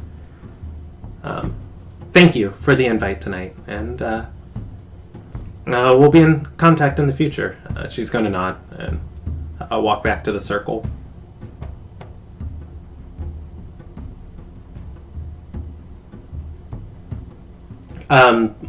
The woman who is there is going to extend a hand and say, "Kun, Edie Lela." Greetings. I am Kyath Delson. These is my associates Bram and Aniswaya. Bram just nods his head. She's gonna say, "Charmed." Indeed. Now let's grab that drink. Do you have a favorite locale close nearby? She's going to. She's gonna think for a moment and say, "Oh, outside the city walls, there was a place. I am not opposed to. I'm not opposed to getting a bottle of wine and enjoying the stars." Very well. I will follow your lead. And as they're walking, he'll be speaking normally. So, how did you come across Dean Doolin?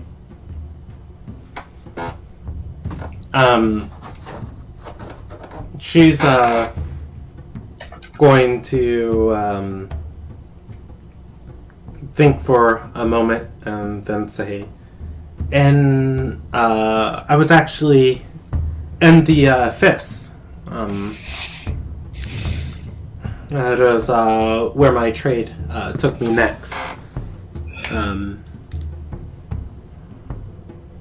She was actually at an event much like this one.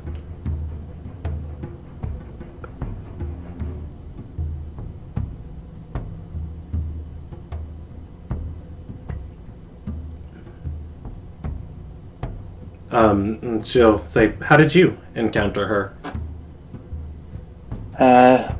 We were in Kytelis Falls, and she was trading slaves with the what's the name of the lady? The Shield Hand. Shield Hand. She's gonna nod and say, Aaron, despicable woman that one is, isn't it? Isn't she? I hear she is buying up debt bonds from the Steel Cabal and intends to keep on trading. She's going to nod and say, well, if I could point you in Dean's direction, I hope it will land her in a sour spot. It Make definitely will. Regret that day. At which point, she's going to lead you guys to a boarding house. And, she begins walking in. And she's going to say, this is where I'm staying. I have a couple bottles of Walkwater wine that I brought with me. Is it fresher than our inn? The boarding house? Yeah. It is not an inn. But is it nicer than your inn? Well, it doesn't have the room service or any of the performers. But yeah, it's pretty nice quality. All of the rooms are very nice bedrooms. They're, all of the doors here are pretty much locked except for the people who are in their rooms who have left the door open or something. Going up. If you follow her, she leads you to the far end of the building, up to where the private suites are, and inside of her room, you're going to see it decorated with different robes and mithril chains on the hung on the wall to be stored. At which point she is going to go into a chest near the bed, pull out a bottle, gesture to the door, and begin walking. This place is lovely. What trade are you in? She's gonna say cloth. Started Wonderful. in silk, but there are a couple weaves that are hard to get. While trying to procure some different tailors' weaves, such as spell weave and crimson thread. That's what brought me to the FIS. An honourable trade. She's gonna nod. Otherwise, if you continue following her, she'll lead you to a small... well, it's large, but it's small in proportion to the rest of Beachwood Retreat. Grassy park. And sit down in the grass and start pouring a few drinks for everybody.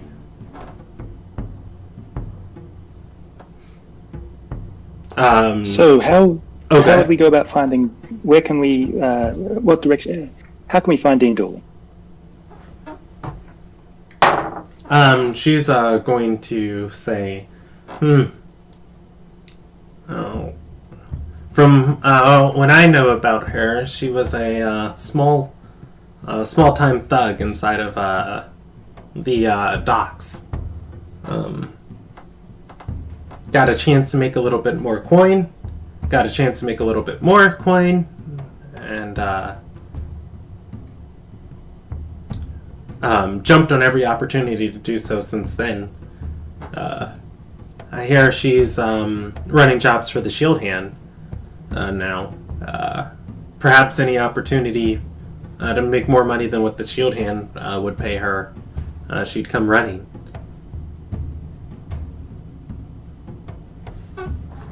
How could we get such a message to her? Does she have an agent or a representative in town? Any place where she usually stays? This woman's going to lean back in the grass and say, "Yeah, she was supposed to be pretty influential among a circle of upstart merchants over in the across the river on the high docks. I heard she's in with the Magister. A sweet on one."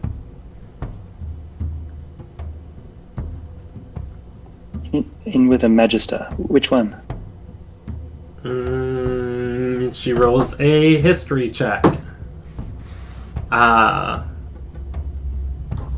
She's going to say,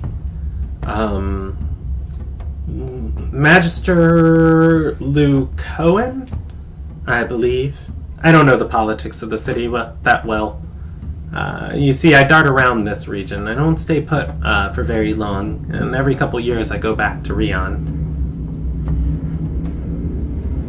The life of a trader.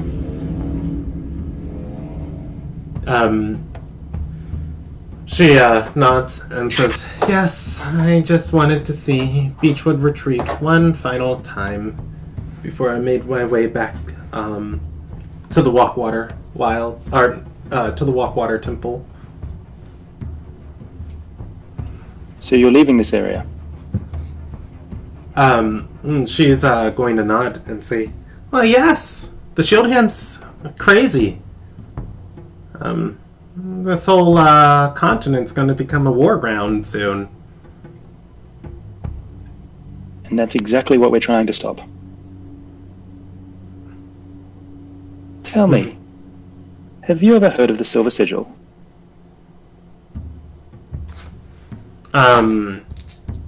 She is going to roll a history check and say, "You know what? I have not." A group of scholars, wizards, traders, and many other folks who are seeking to keep stability and peace across this whole planet, across all of Ilderon. And there are some people from there who wish to prevent this wildfire of war that you speak of. And if that's of interest to you, he'll pull out a piece of paper with one of those little 3-dot puzzles on it. And enterprising folks who care about the greater good are always welcome. She's going to smile, taking it, and say, "Oh, well, isn't that just warm?"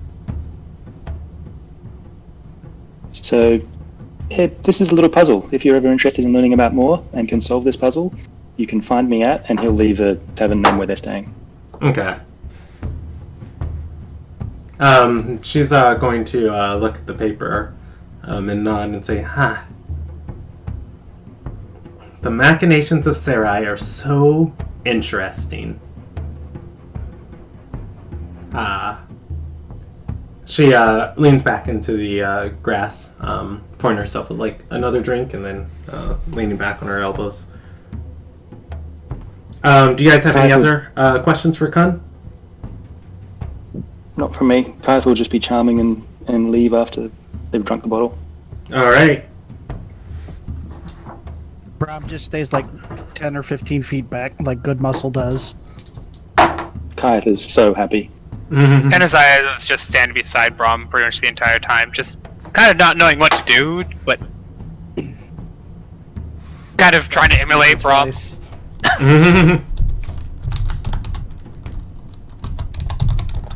But failing to look like the tough guy.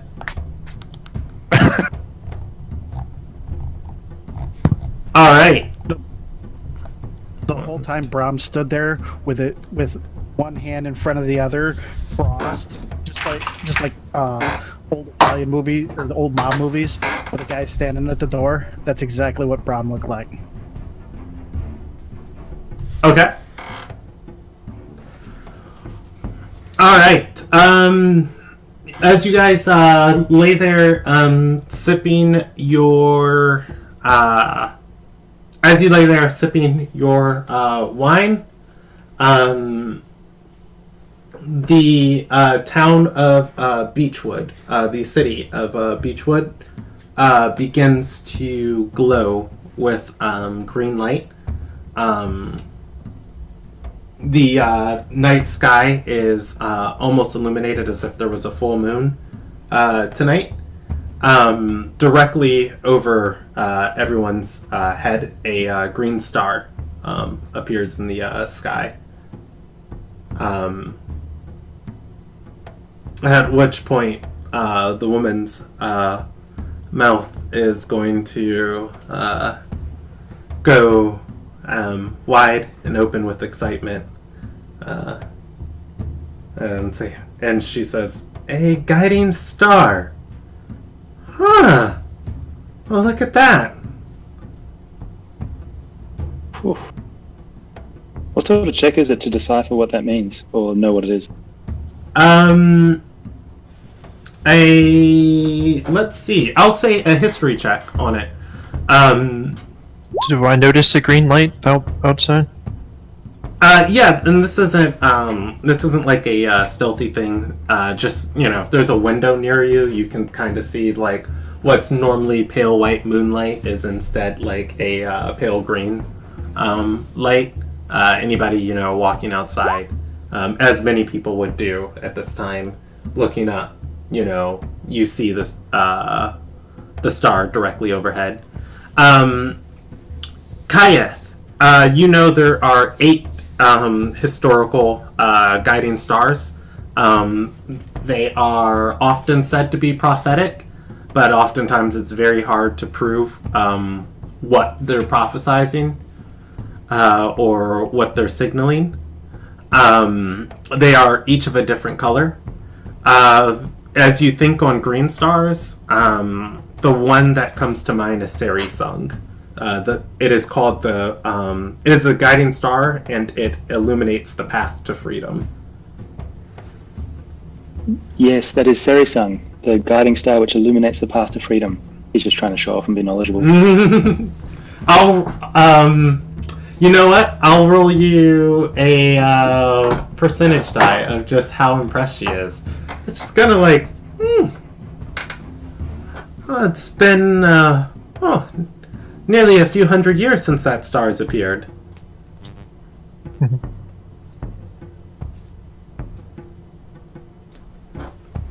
I wonder what it means. And when it's time to make his leave, he'll cast Prestidigitation and make a small little rose that glows green, which will last for an hour or so to give to her as a memento. Ah, okay. All right, you're able to do so, and head back towards your inn. As far as everybody else at the inn, people are marveling at this. The common anecdotes are things you hear during when a guiding star appears. As someone will always say, "A king's being born somewhere," and then somebody will cut him off and say, "or being killed." But yeah, otherwise the night passes uneventfully. I'm kidding. Does anybody else want to do anything for the evening? I just want to do a little bit of gambling while socializing. Okay. I'm just going to roll you a percentage die on that, on if you are lucky or not. Okay. Kayeth, it's a small time table. Or not Kayeth, Azure, it's a small time table. You lose your 2 silver you earned. Okay. However, you do talk with the tiefling there. She's very drunk, and she's very good at the card game. She's dealing out to everybody. Alright. Otherwise, we can skip to the one question. morning. Yes, hit me. Would that star have made me feel anything or anything like that? Oh, that was the star you were born under, wasn't it? No, it wasn't. Oh, okay. That was a different one. But knowing that those happen and what I am. Let me think on that for a moment. Okay.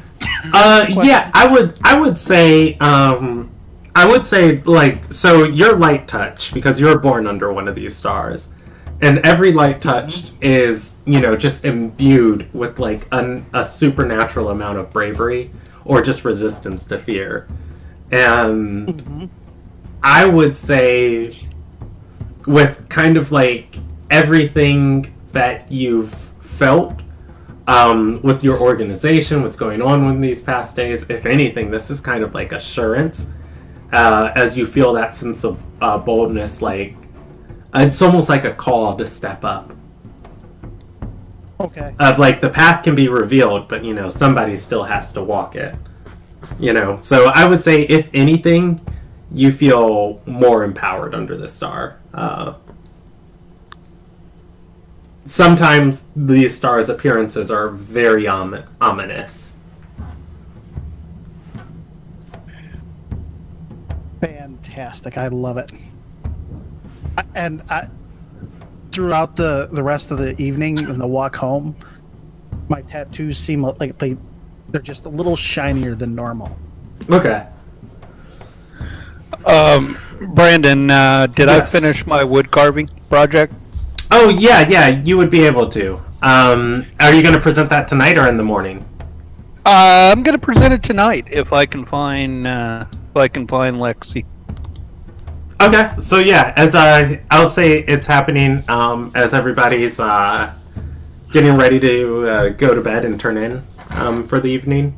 The guiding star lingers for hours.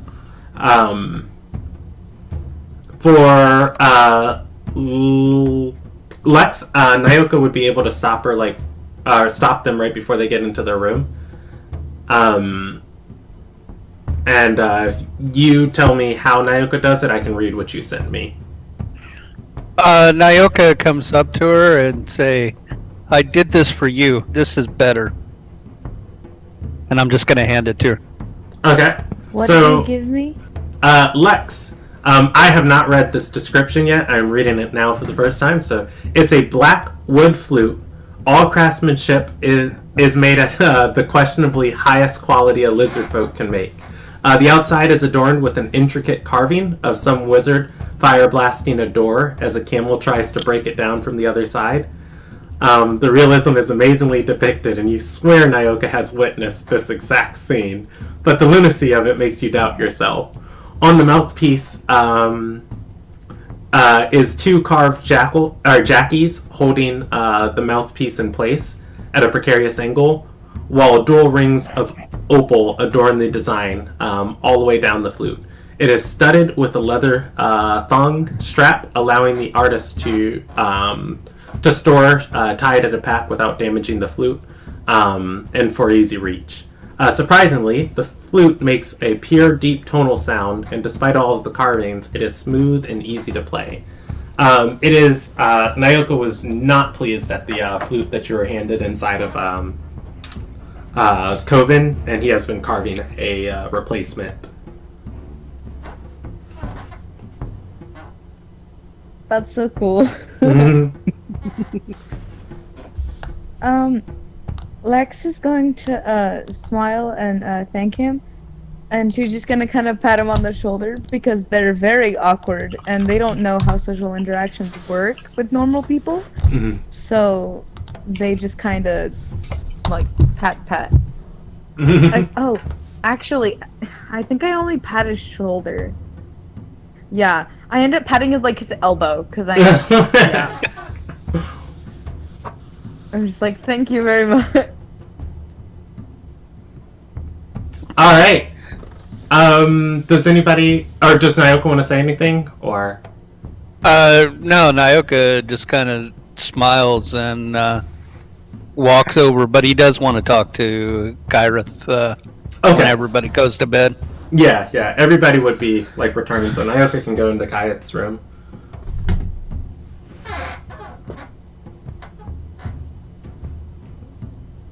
Nyoka, what can I do for you?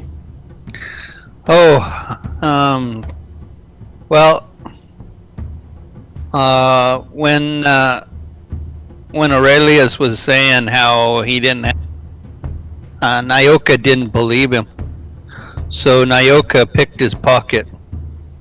Oh, good job, Nyoka. Kind of starts rubbing his hands. Nyoka came up with this, and he hands him a paper. Not money, but it's something Nyoka doesn't understand it. A slaver engaged with a trade of souls, a deal denied and a storm to come. Kayeth doesn't understand it either. Yeah, it's confusing. I don't exactly trust Aurelius. He seems very bog-skittered mind, where I think a Jackie would do better in his job than he would. I agree. I think he is trustworthy, but maybe not so competent. But you know the good thing about incompetent superiors, Nyoka? It means you outpace them quite quickly. I'll have his job soon enough. We all find our rightful place in the hierarchy. You'd do better at that job, I can tell you that. I think a dung beetle would do better in that job, to be honest. Kaya, Was that all? give me a Yes. Arcana check. Oh god. DC 14. Who was listening? Mm-hmm.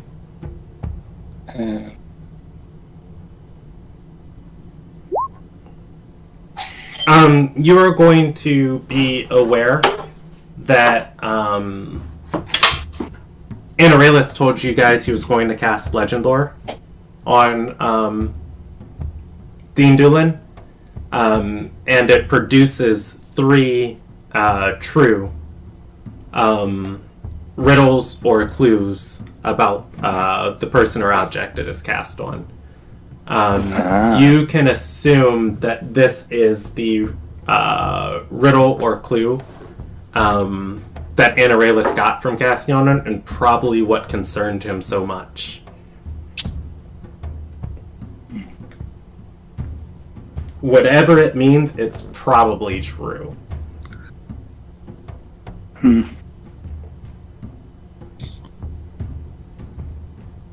So, one thing we can say about Anarelis is he knows his magic. I Was guess. that all, Nyoka? No. Me perplexed. You know when you found me? Yes. Nyoka was resting really good. You were dead, Nyoka. Yeah, that's what he said. He was resting really good. And Me. what I don't understand though is, you know when I carry big rock? Yes. Normally, before, Nyoka, when he carried big rock like that, he sleep, and he very tired. When I carried big rock this last time,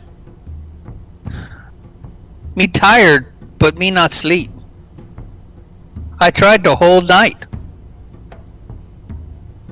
You didn't sleep at all. Not really. I closed my eyes and I pretended, like good lizard folk do.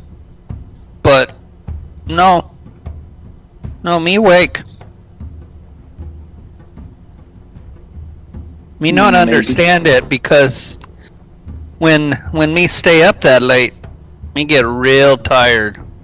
Me exhausted, and take 1 point of exhaustion for staying up all night. But that no happened this time.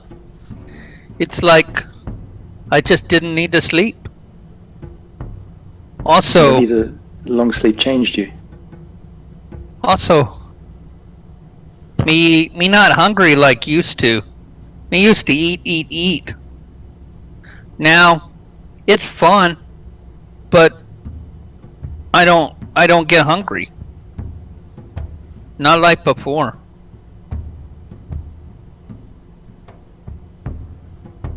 That would be perplexing. Any Arcana checks or something to see if Kite has any idea what that's about? Yeah, you can try and identify a spell anytime you witness the effects of it, presuming this is a spell. But again, it's not going to be any spell that Kayeth is aware of. But the greatest puzzles aren't, solved in one go. Yeah, I've no idea, Nyoka. But it's thank you for bringing this to my attention. That was very wise of you. Yeah, I'd try to sleep again, but I'm not sure if I will do so. Me Well, try real maybe- hard though. If you want something to do instead of sleeping, you could try looking for a bag of holding. Don't tell the others, but any means necessary to acquire one. I don't need to know, but whatever it takes.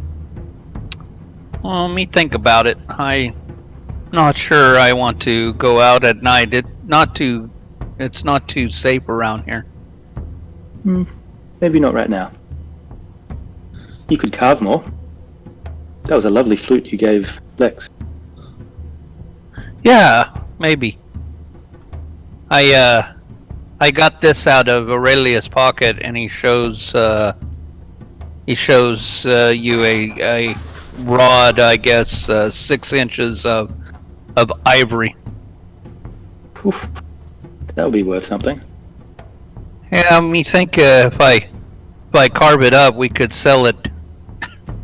That's a great idea.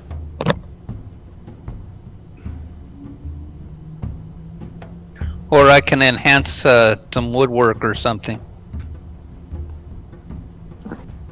All good ideas, Nyoka.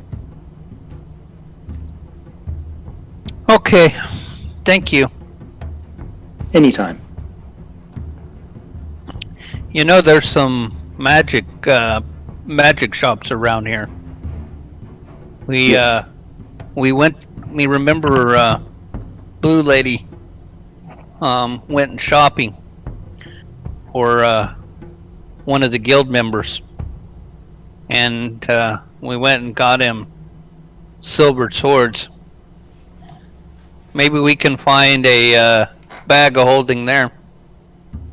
We'd need some money first, so if we're going to purchase the bag of holding, we'll need to get a lot of money first. Nyoka gives you what could only be described as a shit-eating grin on a mouth full of teeth, and go, we have the kind of money that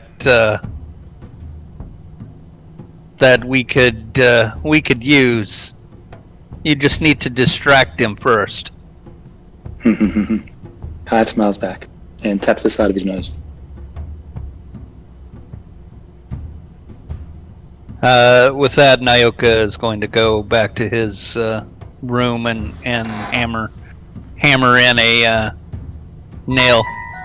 Okay. Kaeth will just cast alarm on his room. Alright. Okay, I'm going to skip to the morning. The guiding star lingers for a total of 3 hours before it disappears. It's like slowly fading from the sky. Nyoka's going to watch it from the window. Okay. It looks less like a star and more like a so a star is like a speck in the sky. You know, the moon is like the size of a small like copper coin or something when it's full. This whatever this is, it is about the size of your palm, and it's not really apt to call it, like a star. And it is not a single just like ball of radiant energy. It sparkles and it seems to be dripping, like almost like if you were to think of like a sparkler, like the ones you light on 4th of July, and how all of those sparks kind of fall off of it and then fall down and disappear. It shimmers this green energy in that way that kind of like flies off of it, falls, and then speckles, and then just kind of dissipates before it falls anywhere meaningfully close to the ground. It remains for about 3 hours before it slowly fades away after the 3 hours. At which point, Nyoka is able to pretend to sleep and the rest of the party all wakes up on the 24th. Yeah. I mean, one of us wasn't stabbed in our sleep. Okay. What fun is that? No. Over breakfast, Kyath will share the information you gained. Wait, but Magister Lucoan. Brendan, didn't you say that you were gonna have fun this time? I am having haven't fun. I'm kind of scared, but like we haven't fought anything. She's already learned, Brandon. I'm That's so not proud. how I operate. If there is combat, it's going to be potent, great, and unexpected, or it's going to be because somebody attacked an owlbear as a last-minute effort. I will. I'm kidding. So you're telling us to kill all the owlbears. Got it. But yes, it is the 24th of Noble. Everybody wakes up inside of Beachwood Retreat. You are inside of the Hungry Harrier. Breakfast was not included in your meal. However, just as always, waking up, the halfling is awake, and you hear pots bubbling and brewing in the kitchen. Smell of acorns and apricots drifts out. Do we know the innkeep's name? You do not. Lex is gonna slip out without breakfast. They're gonna just kind of go around for a walk and see if there's anybody they might know or anybody that they think will talk for any kind of work. Okay. Where do you go looking? I'm probably gonna head closer to like where is the most work? Like near the docks, probably. Okay. All right. Yeah. You can roll me a investigation check. Okay.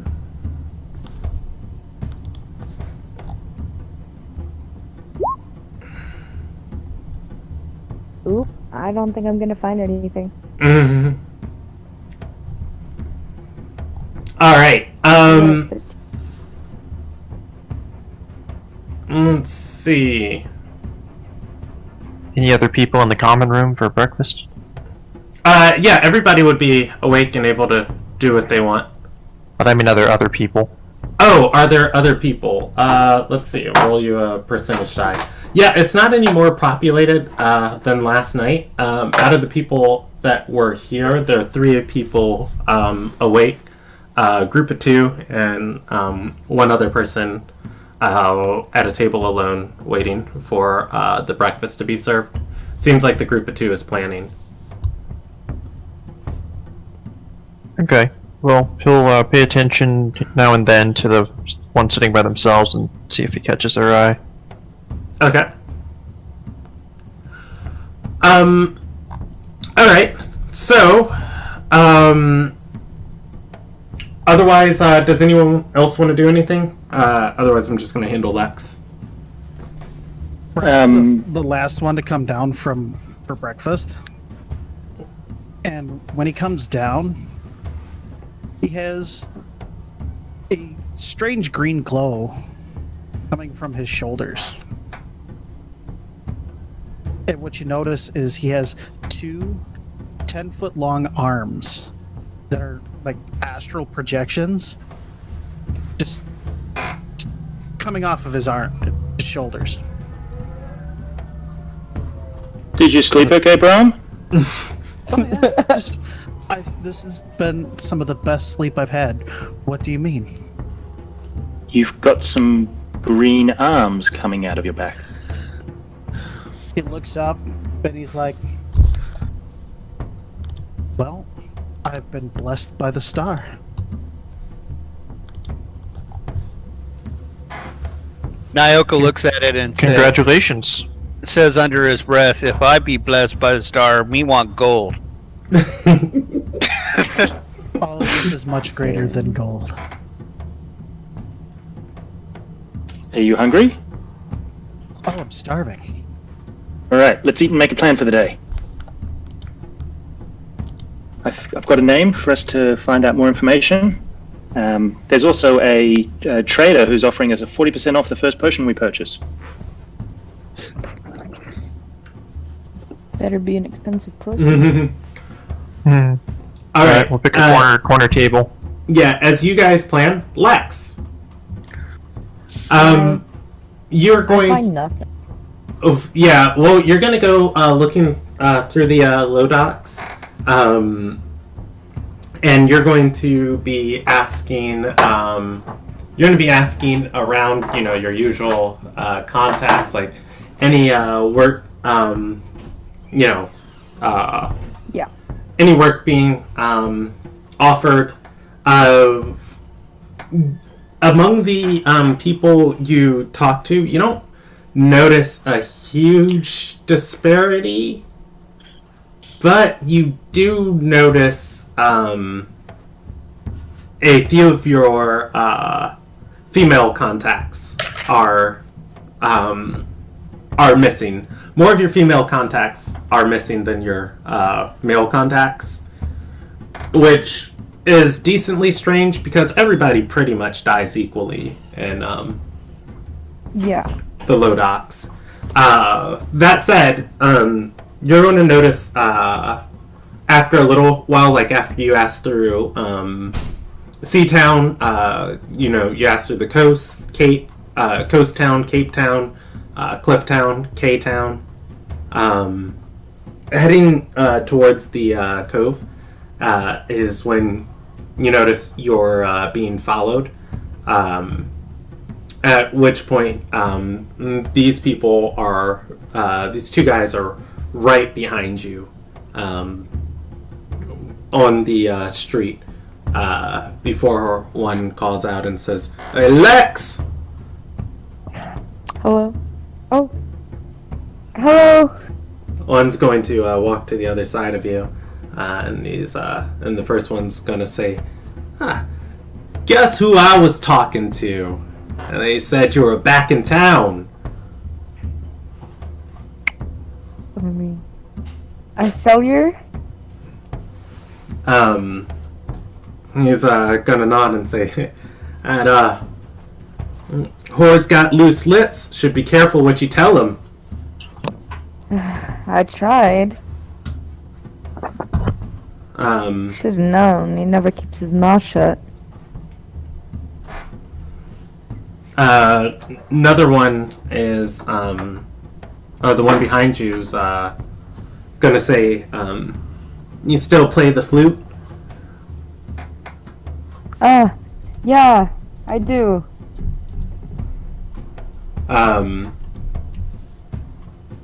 The guy who initially stopped you is gonna say, good. We're in need of a distraction. You want to work for us? How long?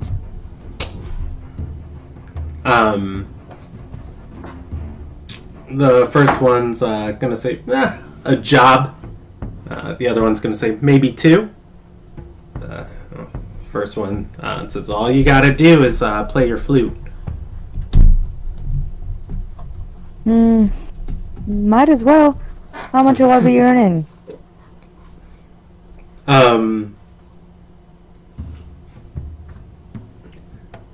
The first one's going to grab your wrist and say, "Earning! How about you just get to keep that pretty little neck of yours?" He makes a grapple attempt at you. Can I knee him? Yeah. Not hard, but just like yum. You can make a contested athletics check, or you can make an unarmed attack at him. I'll roll. I don't. Oh, that's not too bad. That's bad, but it's not too bad. That's great. 15. He's gonna go to grab your wrist, and you're just going to bring up the knee and shove him back. And he's gonna just kind of. I don't want to hurt him though. And he's gonna say, Veraclus always said you were a fighter. Just dies.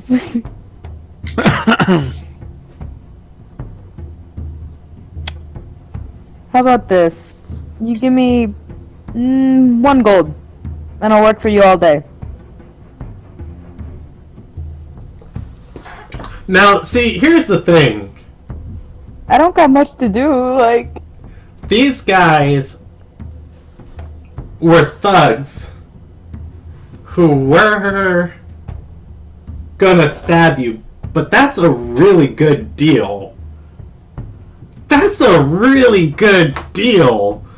Again, I have... The other one whose hand is like on the... Well, go ahead. Here's the thing, Lex has nothing better to do, and they know them.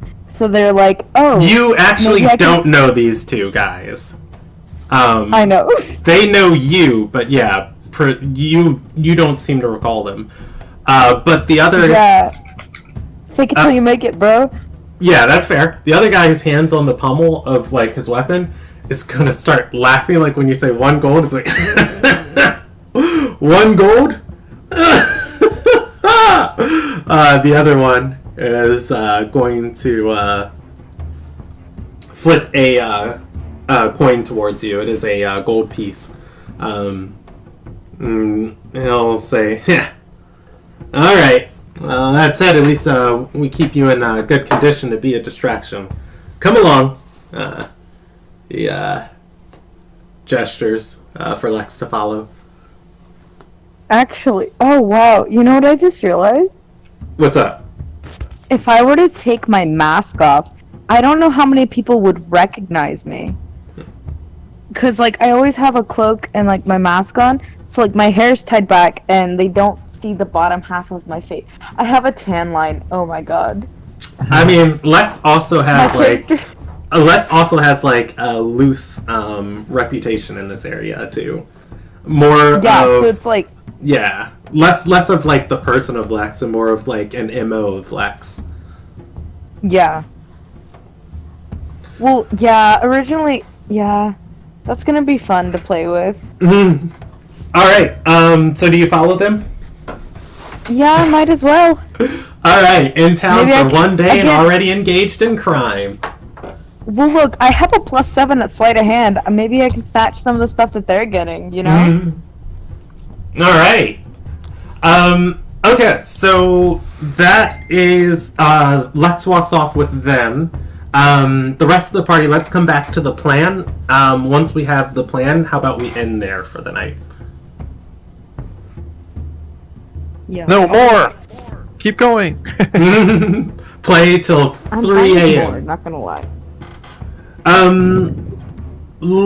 I don't have a huge amount planned for tonight, but I'd be comfortable running for another hour, or half hour. Well, I would be comfortable running for another hour or half hour if people are willing. I would just need to send a message. But otherwise, we're still definitely good until 10:30. But yeah, we're going to jump back to the rest of the party plotting inside of the Hungry Harrier. And you guys are able to get a table to yourselves. And I'll roll a die on how... Oh, actually, it wasn't too far long until dinner. Or breakfast is made. That said, breakfast is served in plates near the kitchen on a counter. At which point the tavern keep is, or the innkeep is sitting on a stool with a bag, and people are walking up to her, handing her a coin and taking a plate. Kayeth will buy breakfast for everyone who wants it. Perfect. Brandon, real quick. Accepts.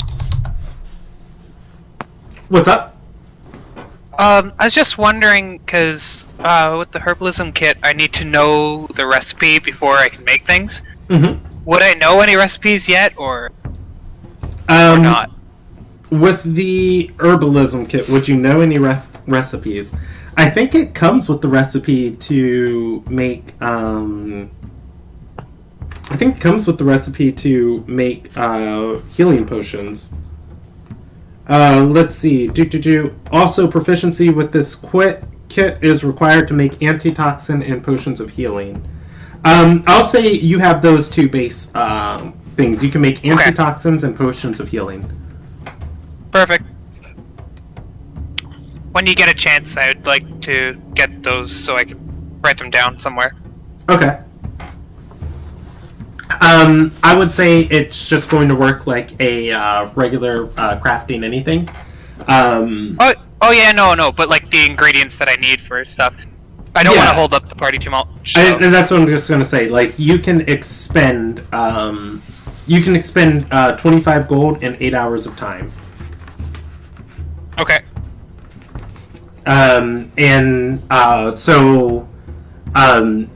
When you craft, it's going to be 50 gold of time crafted, but it's only going to cost you 8 hours. You put 25 gold towards something every 8 hours you spend. So it's half price for crafting it, but the price of a healing potion is 50 gold. So you can expend 8 hours lets you craft 25 gold of that potion, then another 8 hours lets you craft the other 25 gold, but the total process only costs you 25 gold of expended materials. The other half of the cost is your time. Does that make sense? Gotcha. Yeah. So it would be 8 hours of what it would take to start brewing, those potions. You would not have time this morning, but I know. I'm just trying to get a feel for it. Yeah. In the future, anytime you tell me you want to craft something, those are the rules we're going to use. Otherwise, Kayeth, you are able to, if you buy a food for everybody except for Nyoka and Lex, that lands you with 1 gold and 2 silver. Each meal is 3 silver. Okay, does Azure eat food? Isn't he vampire? Oh, yeah, so subtract that. That's then just Kayeth, Bram, and Inaziah. That's a good point. 9 silver. Are the vampires able to eat and appear that way or not? Yes, you can eat. It doesn't fulfill you, but it maintains your body and keeps your body looking good, so you don't look like your flesh or anything is like rotting or paling. Then yeah, he accepts the meal. Yeah. Maintaining your body is purely for the acceptance of society. Mm-hmm. One gold, 2 silver? Yep. Great. Kayeth will pull out his meeting minutes little journal, and okay, what's the plan for the day? I have some information from last night. I have discovered a contact where our quarry is there. He won't say it out loud, but he'll telepathically tell each person the name that he found. Okay, the magistrate? Yep, the magistrate. Luke Cohen. So I suggest some of us today start tracking, finding out more information there. Otherwise, it's acquiring funds, looking for a bag of holding, finding out where we can get some horses. There's also a potion trader I met who offered us a 40% discount on our first purchase this morning. They might have ingredients for healing potions, which I'm thinking about acquiring for myself. Any other thoughts for our plan? We need money. Nyoka suggests that we go to Vibes and beat up some of his people that's holding out on him. Give money for him. We get to keep half. So wait, you want to go shake down some criminals for some other criminals? Yes. It's the way of the world. If the sigil had, or if he'll look around at the misspeaking. If our benefactors had provided us with funds, we wouldn't have to do this. But if whatever options are in front of us, we can evaluate and decide if we want to do them. So at least surfacing those options is go for it. Well, one thing is, we were talking about acquiring some horses to travel. We should Yes. also figure out how much that would cost us, Does so we Kath can have plan that? for it. Well, if we're Um, going to go and beat the heck out of people, I would like to at least capture them and start reforming their lives so that they can have better lives in the future. Noted. We will take that You into could lecture consideration them as we after we've pursue beaten that them up. That's fine. course of action. And no Nyoka killing. don't want to reform them. Nyoka just want the money. Me. You know what I'm gonna do? I'm You're a not tour even there. guide. I know, but I have a plan. I was thinking, because I left for a couple minutes. I was thinking, and I have a plan. We'll be anxious to hear it. Hee hee hee. All right. Do maybe two people want to take on the finding money opportunity? Another two people finding horses, and then another few people going and looking for following up on our lead. Well, I don't know if we could buy the horses outright, but we could at least inquire about the prices of them. Aren't horses like 50 gold each normally? I don't know. Between 75 and 100. There we go. So we'll need about 600 gold if we're buying horses. Hearing that, Brom just takes 4 gold, puts it on the table, says, for the horses. Be more like Nyoka. Contribute to the party funds. Is this for the party that's his- fund, Bram? Yeah, that's his last 4 gold. I feel uncomfortable taking your last 4 gold, but thank you. He doesn't say that. He just puts 4 gold on the table. Ah, then Kayath is just, thank you. See everybody, look at Bram contributing to the party funds. I'm glad because How are you already at last 4 gold? Didn't you get 50 gold last session? I used it to buy my goggles of the night. Yeah. Ah, I forgot about that. Okay. So our party funds are currently 25 gold and 8 silver. So we'll need a substantial amount more if we're going to get horses. Yes. You know what? As a little bit of deviousness, I'm going to give the entire party a free intelligence check. Anybody can make right now. I would love to. I'm going to say DC 11. Got it. People Finally use start- my inspiration. Okay, go I don't for it. really notice anything. Alright, people start having bad ideas. The party needs money. Dean Doolin preys on people strapped with debt bonds they couldn't possibly pay. You're in a town of merchants and currency manipulators and traders.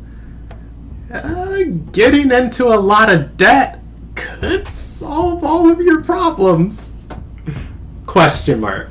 It's a bad idea, but it just starts popping in people's heads. Get ourselves sold to Dean Doolin, basically. Oh, we can borrow the money.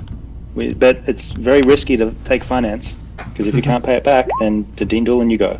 Oh, sorry, I didn't mean to do that. That's fine. Nyoka rather get caught the other way on stealing it. Fair. That subjecting himself to slavery is something that Brom would never do. Okay. All right. Well, I will. I have some small funds saved up. I'm thinking about withdrawing them and purchasing some ingredients to make healing potions.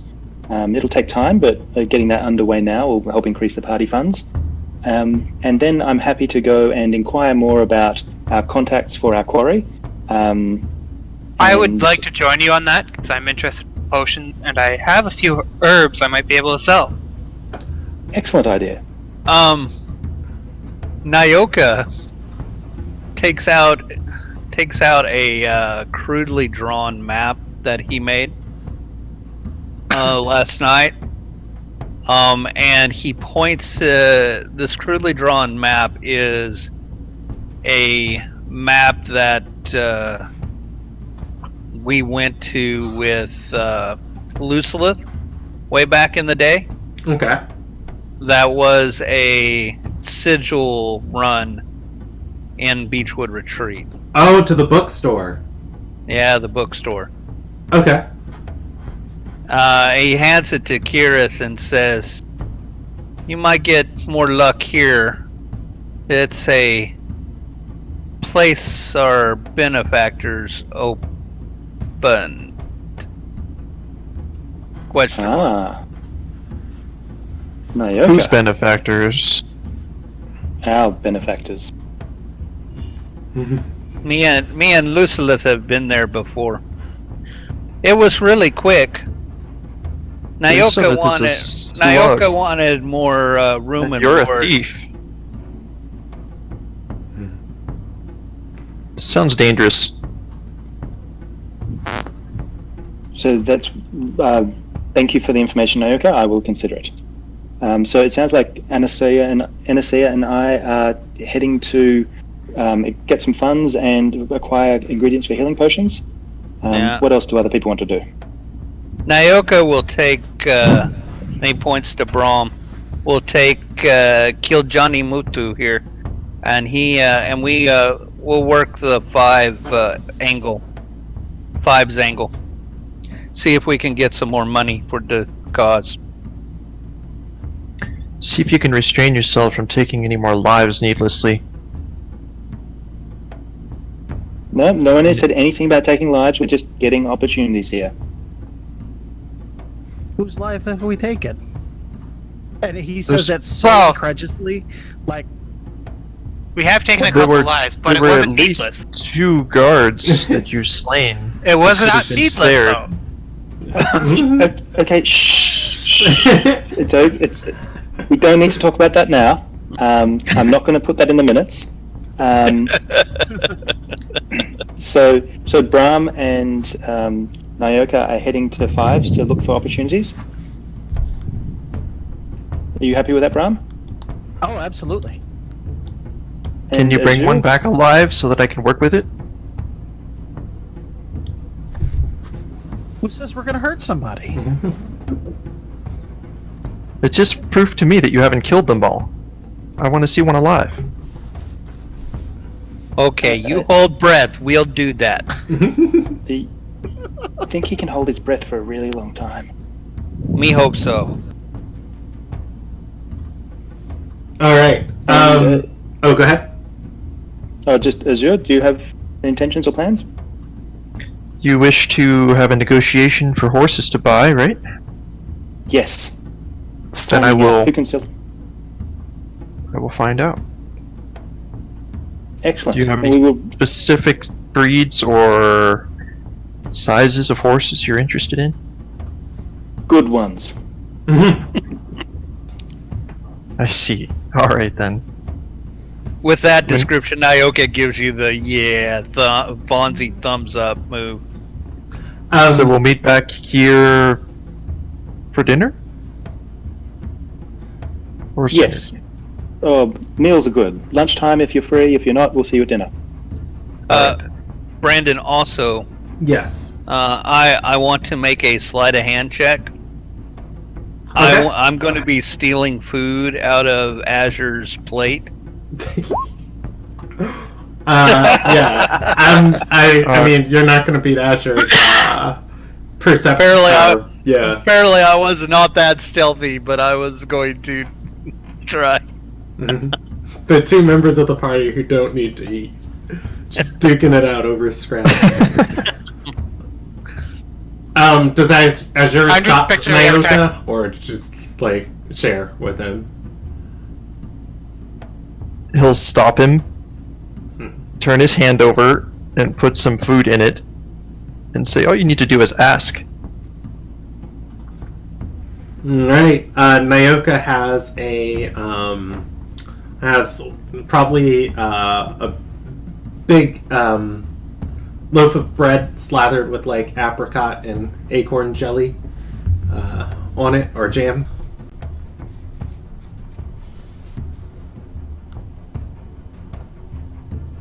Okay. Let's... Should be working now. And if it's not working, the internet is dumb, electronics to be damned, and there's no point in living in... No, I'm kidding. Haha! It is working for people. Yeah, so what happened when... nobody's missed anything. I recognized as soon as it dropped. But what happened, computer ran out of RAM, stopped the broadcast, and what happened before when this happened for the nobles and why it never picked up was it generated a stream key, which I guess is like an auto setting it does now, whereas before I didn't have it set to generate a stream key. I just had a static URL that I live streamed to, and so when the stream key changed before, I never updated it. That was why the nobles one never kept working. But anyways, we are back live, and Kai, I'm gonna rehash everything just for my memory. So Kayeth and Inaziah are going to buy alchemical ingredients. Azure is going to negotiate for horses. Nyoka and Bram are going to try and shake down people inside the low docks. Lex is going to be used for crimes inside of the low docks. That's great. Kayeth will give his familiar to Bram and Nyoka. I won't be able to communicate with little Shafe here, but if you have any issues, then send him on his way and he might be able to find me. Fantastic. Okay. So let's start with Lex. Hi. Lex, heading. Ooh, why do I hear extra sound? I don't know where that was from. It's just making sure it's not me. Heading more into the cove. You are going to know, like, all of Seatown is taboo. Like, anywhere you go down here, you're going to be harassed by somebody. It's just the unpleasant part of life. But the cove, specifically, is this nestle between, like, two cliff sides, where, you know, an inlet of the ocean comes in, like, inside of the city. And above this area, the town has built support struts and paved over this entire cove. And so under here is kind of like an undertown. You know, it can't see the sun. When you look up, all that you see is, you know, the bottoms of other buildings and the walkways above. And there's a direct inlet from the sea here that just kind of echoes off the buildings. And under here is just this rat nest of just wooden structures built into, you know, this small cove side, all the way up to the top of the ceiling here. And this is a pirate's haven.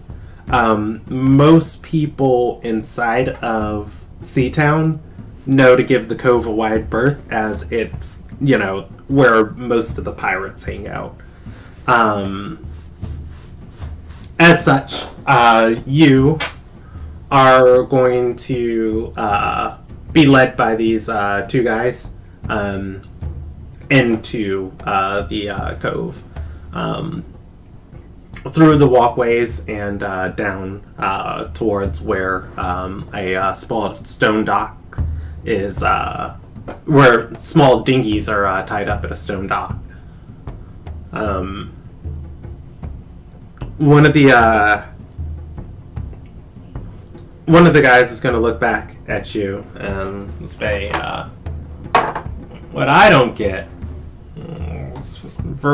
Verleek has told us a good little bit about you, but I don't understand why you came back to the retreat. Yeah, it doesn't make that much sense to me, the other one says.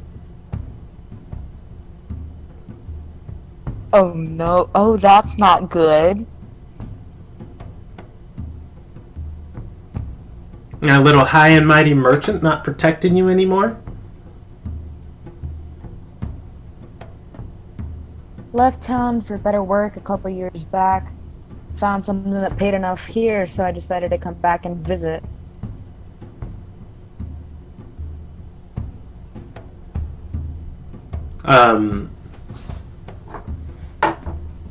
He's, Oh, wait, but isn't he... Go ahead. Is it? Oh, wow. So they...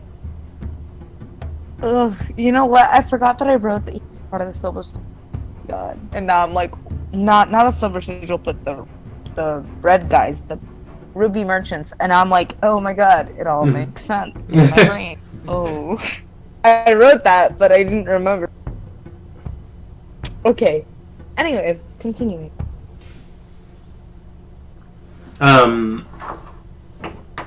He's, gonna... Well, are they gonna say anything? And say,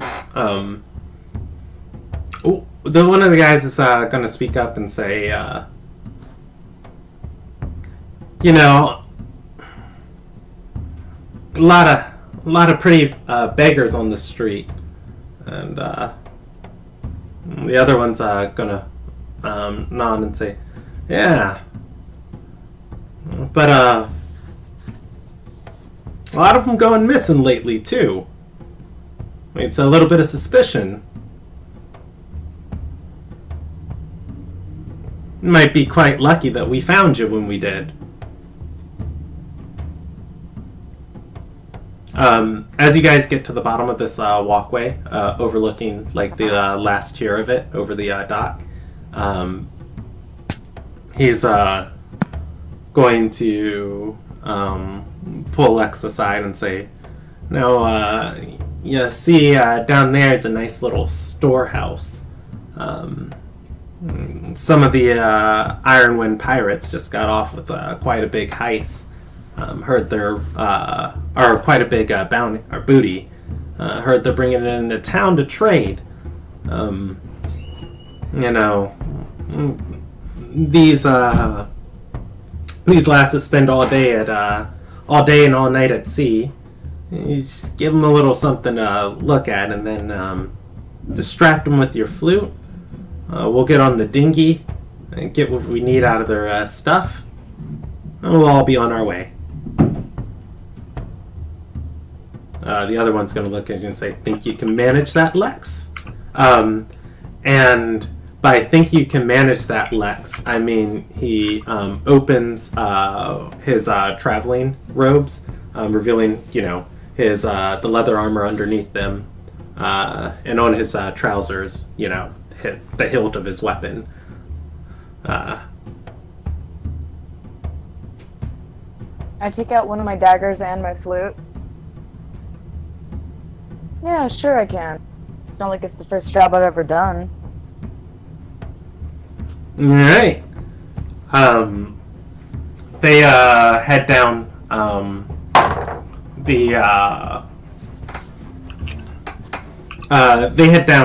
the docks. And as they step in range of the pirates, unloading their dinghy, it is 3 women and actually a guy, which is very weird in the Ironwind pirates. Yeah. Unloading the dinghy. At which point, the 2 guys are going to walk by towards the storehouse, and they gesture for you, kind of like just subtly of like, get their attention. Yeah. Can I cast Oh, no, never mind. I don't have to cast a spell. I'll be fine.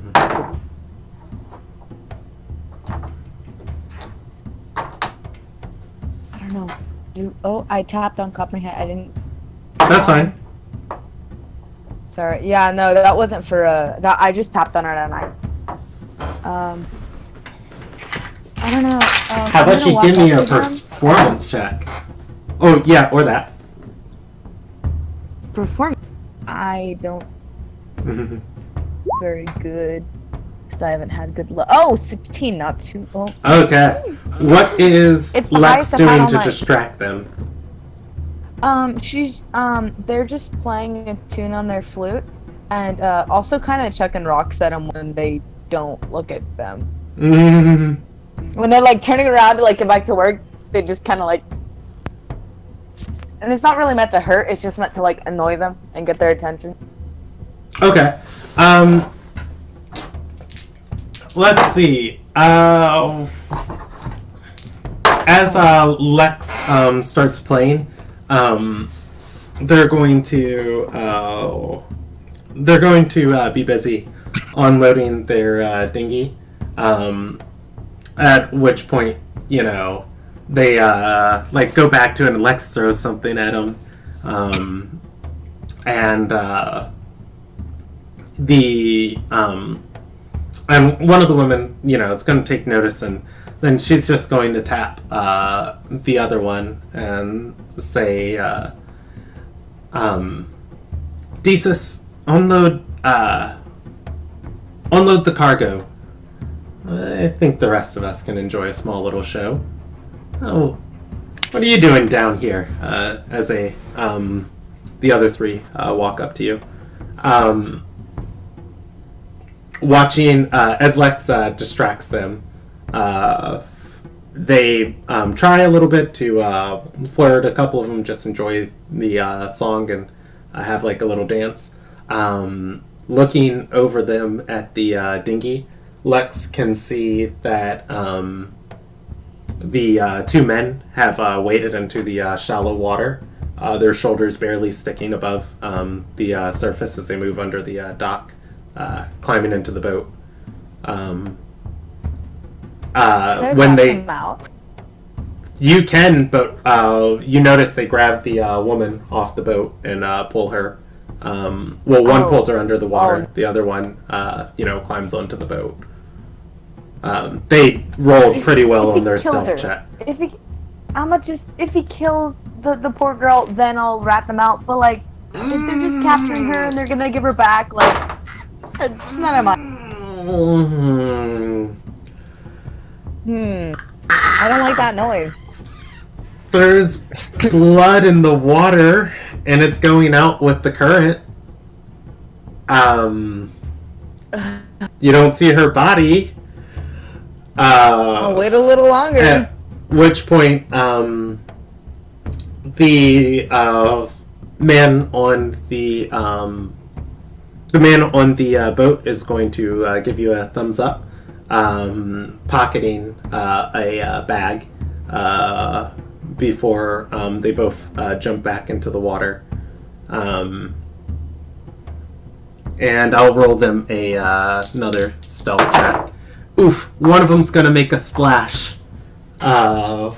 Looking like as your show comes to a small conclusion, the woman's going to look back over her shoulder and say, "Desus."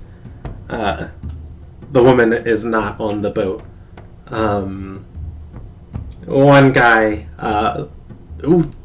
There's a small moment of panic as they are connecting this, and the guy looks towards you. You have probably a second to do something before all of this connects. I'm just gonna. Where did the splash come from? It came from the guy jumping. One of the two brutes that kidnapped you, jumping back into the water. Yeah. Okay. I'm gonna point over there, and I'm gonna be like, I think that. I saw blood And over somebody there. grabbed you. You grabbed your hand, and they are dragging you and running. Oh no! Oh no! Oh no! That's not good. Oh, dang it! All right, I'm gonna just run. Yeah, as like you say, somebody drop blood over there, and the two women have rushed back towards the boat at this point, and the guy is like looking at the boat, and he's looking at you, and he's like, "Wait, was she supposed to distract us? There's blood over there." You point. A massive hand falls on your wrist, running by, looking. The two brutes have snatched you. The guy turns and says, "Hey, she was a distraction!" They begin sprinting up the low docks. The man is going to... the man is who is dragging Lex along is going to say, "Whew! I do not know why Verlikas let you out of his sight. But boy, do we have a gem here." The other one's going to say, "Yes, we do." Well, you know, people will do anything for a lot of gold. Alright. Heading up this slope, at the call of "you are a distraction," the pirates kind of stick together. There are people on these... I hope they didn't kill her. She didn't do anything wrong. There are people on these walkways. Some of them don't care, just like another day in Sea Town. Some of them are looking at you aggressively. Specifically, there's going to be two people, like as the pirates at the bottom are shouting up and pointing at you. There's going to be two men who flourish scimitars wildly in front of you, blocking the next walkway to ascend out of the cove. Are these like people that I might recognize? Like, are these guys like normally stationed here, or are these like random? No, they are definitely pirates, and they don't like other pirates being messed with. One of the man who is dragging you is going to step forward, pulling out his short sword. I'm gonna put my flute away, and I'm gonna draw my other dagger. I'm just gonna have them in my hands. Okay. He is going to step forward. The two of the three pirates below are going to start chasing you, and they're going to come up from behind. The man who was pushing you along is going to pull out a cudgel. A what? A cudgel. It's like a club. A little club. Yeah. Yeah. What? That's fitting. Yeah. I have itty bitty daggers because they're the only thing that fit my itty bitty hands. All right. This walkway is it's not 10 feet wide. I'm gonna say it's about 8 feet wide, but you could stand side by side with one of these guys, but they effectively block either side of you. It is a rope bridge you are on, and How far is the bottom? How far is the bottom? At this point, I'll say you guys have ascended about 30 feet up. No, I'm gonna say 40 feet up. Would I break my bones if I jumped? The water's... Well, actually, the water where you were at was real shallow, but it winds over the center part of... like, this small bay. So I'll say at this point, as, like, you're moving towards the area that bends back and around, I would say probably not. Okay, I'm gonna take 2 steps back, and I'm gonna, like, shield myself with one of the big guys. Okay. I don't know if I'm going to roll initiative for them. I'm just going to say they are going to be locked in combat with these 2 pirates in front of them, and the 2 coming from below. If Lex just takes the dash action, they are going to, or not dash action, the dodge action, they are going to fend you off well enough. At which point, let's see. These two, I told you there were four around you. There are two people that have drawn weapons on another tier of the bridge. Range weapons. One has a bow and another is going to be throwing daggers. The one with a bow is going to make a ranged attack at you. They are going to hit your AC at an 18. Oh, yeah, no. Alright. They deal 7 points of piercing damage as an arrow lodges into your shoulder. That lowers my points, right? Yes, it lowers your hit points by 7. The second one is going to miss you as they throw the dagger with disadvantage from this range. The dagger starts spinning towards you, and the wind catches it, and it just curves out of the way. Let's see. Let's roll these guys.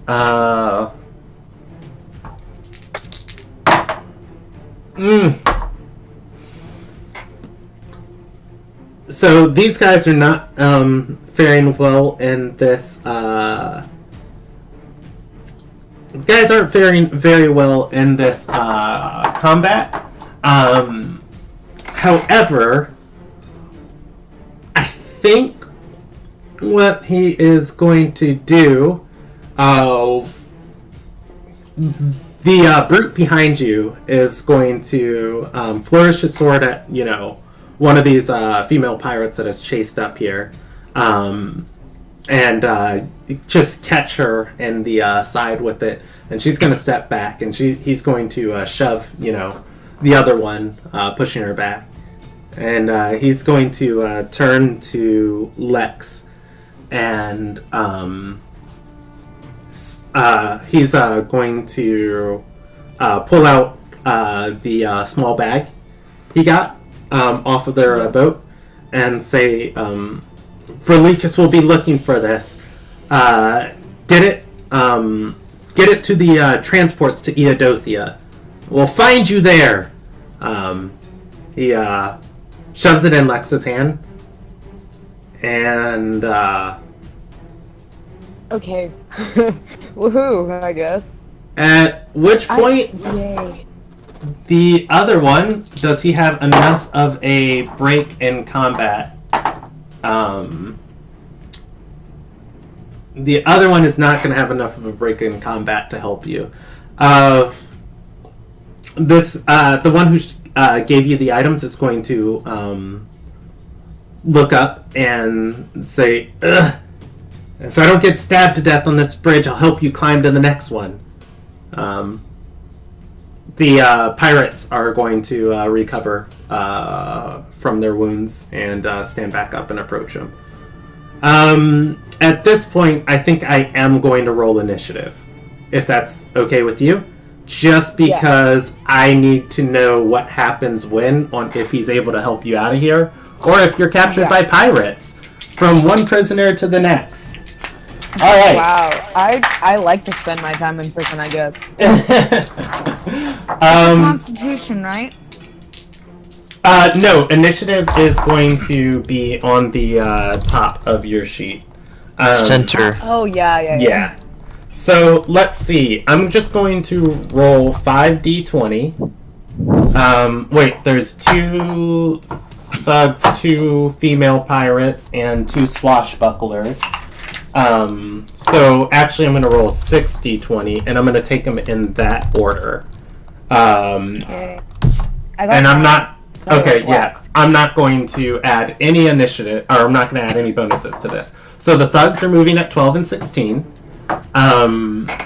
The female pirates are moving at 3 and 1. Fair, they were caught by surprise. And the swashbucklers are moving at 17 and 19. Alright, so at 19, the swashbucklers each make an attack at the brute. One is going to hit, and another is going to miss.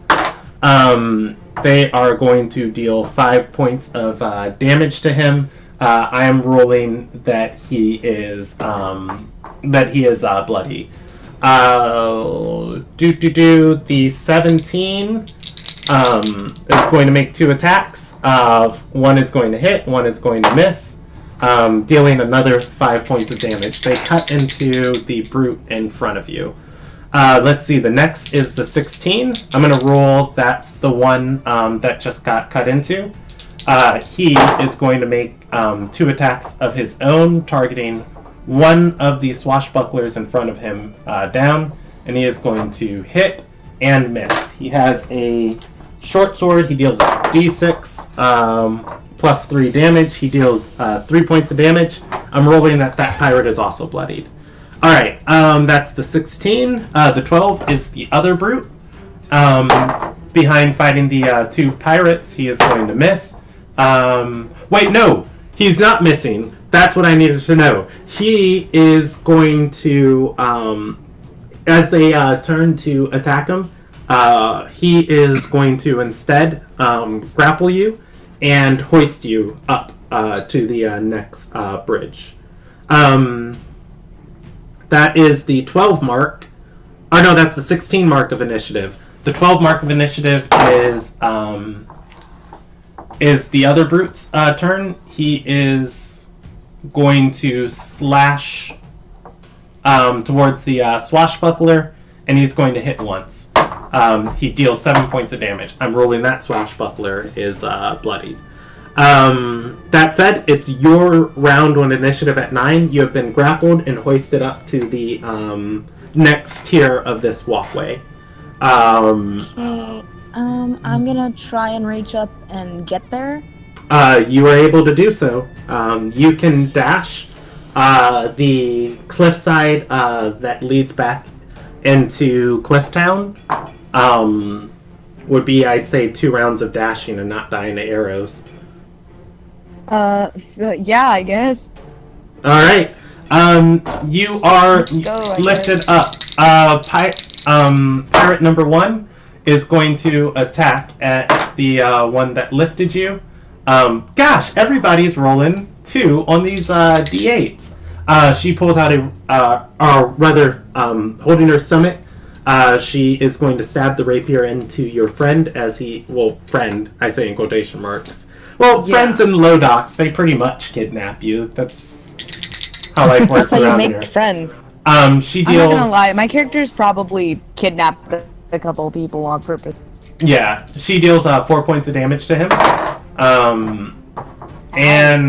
Let's see, the next one is going to hit, and hit. That's what I'm talking about. Oh no. Do I get up there safe though? Yes, you do. He takes 16 points of damage, and he is going to go down.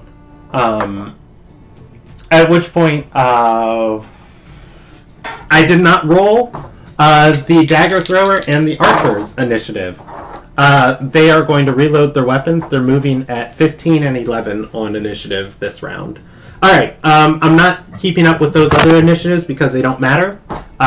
You can watch your contacts duke it out. The archer shoots at you and is going to miss. And the dagger thrower is going to, he's going to feel the wind, aim upwards, and throw a dagger with disadvantage. It is going to fly, arc down, and plant itself same shoulder as the arrow, as he rolled a 23 on the attack roll. You are going to take 5 points of piercing damage. At which point... I'm down to 3 hit points. Oh. Yeah. It is your turn. I'm gonna get out of there. I'm down. Okay. Dash action. Alright. The archer shoots. Oh no. Is there a... Oh god! Okay. The archer shoots with disadvantage. Already? Nope. Oh I my was... god. Go Is there a ahead. chance that Azur is nearby because for horse traders near the docks or something? Like, No. I was gonna say the archer shoots with disadvantage, but he rolled a critical, but I just remembered it's disadvantage. Alright, so you are out of the dagger thrower's range. He cannot even hit you with disadvantage anymore. I've never Alright. been so happy. Okay. Alright, if this is a 1, you live. If it is not a 1, I don't like there we that. go. I'll roll it on stream. I don't like Alright, the last arrow. This archer lines it up, arcs it over. You, like, turn to look back of, like, you're gonna get away, and shoom. It is going to pierce right through Lex's stomach. And she is going to go down. At which point, I guess I do need to find out what happens to your friends. Well, no, they're going to be overwhelmed and killed. I'm gonna make a new character now. Ew. Character Not creep. necessarily killed.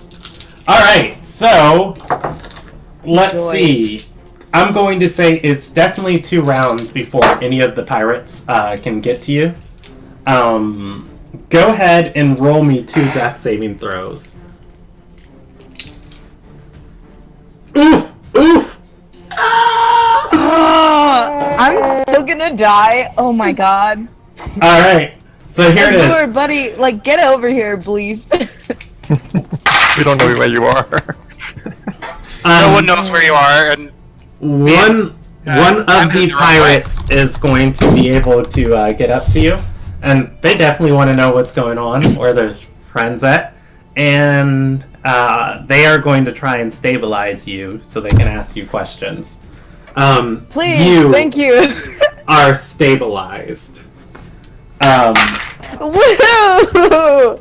I'm Alright, in complete danger of dying. you're gonna wake up, I have- and... just likely going to end up a slave. Alright. You are going to wake up in 1d4 of hours. In 3 hours, you'll regain 1 HP and become conscious. Let's see. Everybody else, I'm going to speed through the actions, and then this is where we'll pick up next session.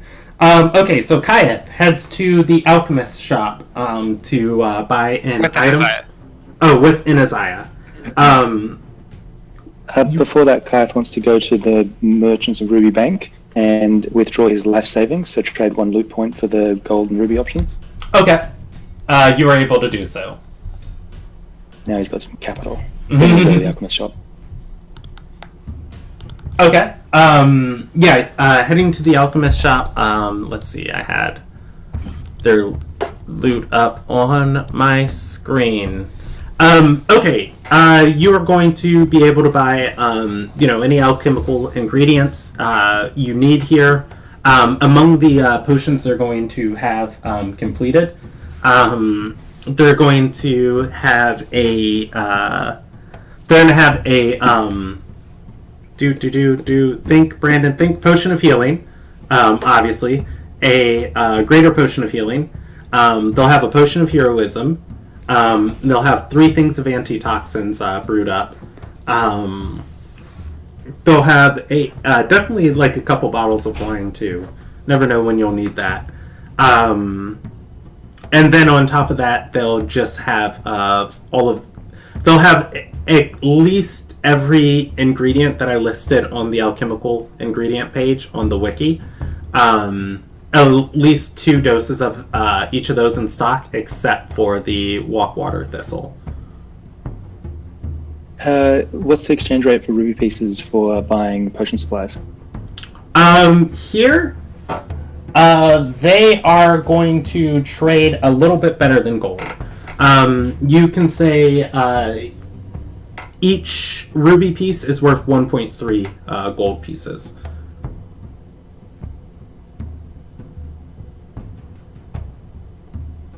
So Kyath has 150 gold power then, and so that will be 25. Is that 6?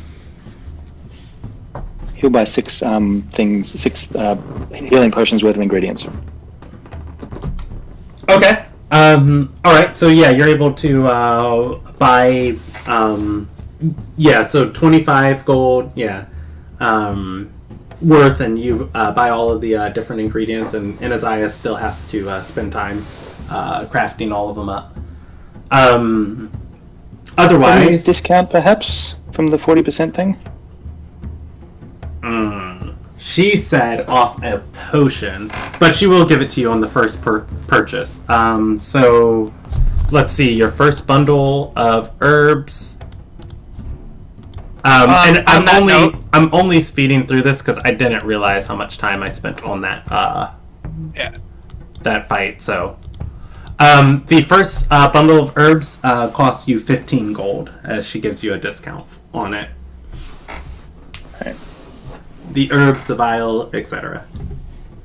And what's up on, you said on that note for Anaziah? I was going to buy enough for an additional potion. So okay. Another 25. Okay, yeah, you can spend another 25. And these are the ingredients you guys have. You still have to spend time crafting them. Yeah. Alright. That said, was there anything else that was going to happen today? I was also gonna look to sell some of the yarrow. Okay. She is going to appraise it. It's pretty common.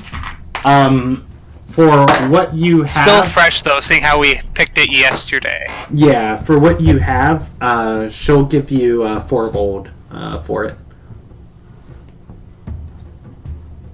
4 gold for the 3.5 pounds?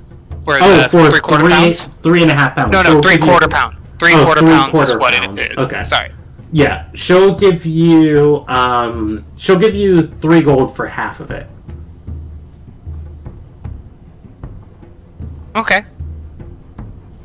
Seems good. So an additional 3 gold. Plus. I like how everybody's just like nice and chilling, and I'm over there. You know, here's the sad thing. Yeah, the other way. I wish I could help you. Here's the sad thing about that, Annie. On the bingo card is a player gets stabbed in Seatown. Lex still did not get stabbed at all. That has not been marked off the card yet. But she did, even though it was thrown. She gets stabbed. Oh yeah, I guess the dagger. Yeah, I guess the dagger does count as a stabs in the stab. stomach. Yeah, well, that was an arrow. That's not a stabbing. That's a piercing. No, on the shoulder. No, on the shoulder. Sorry, I got 1 arrow in the shoulder, and then I got a dagger in the shoulder. Yeah. So okay. yeah, So yeah, we'll cross that off. All right. And personally, I would like to prepare special stuff for Nyoka and Bram. Would you guys be comfortable with picking up here next session? Absolutely. Okay. Can I do some persuasion checks for my horse hunting? Oh yeah, for the horse hunting. Okay. Let's see. Your 2 best places, you could get horses at the low docks, but they would be super expensive. But you could easily trade for them outside the city walls. I'll allow you to... which would you prefer, I guess, would be the first thing. Do you want to go close, or do you want to spend the time going outside the city walls? Oh, I would go outside. Yeah, I've got all day. I mean, I'll just, kind of get people's guidance and opinions as I go along and find the best spots to question people about their prices. So... Okay. Yeah, you're gonna find some people willing to sell you caravan horses and riding horses. Go ahead and give me a persuasion check to talk them down from selling these horses any cheaper, cheaper than what they're selling them for, and then cheaper than what they're worth. Right. Okay. On a Asher's, second roll? Asher's gonna do a good job. I mean, it's a shipping town. They're by the seaside. Who needs stupid horses? Mm-hmm. Probably do better with the donkey anyways. It's smaller in town, takes less feed. Carries more of a load. Yeah, I'll say you're able to negotiate a 15% discount on any horses you buy. The merchant is willing to have the deal run throughout the day for you. Just the day?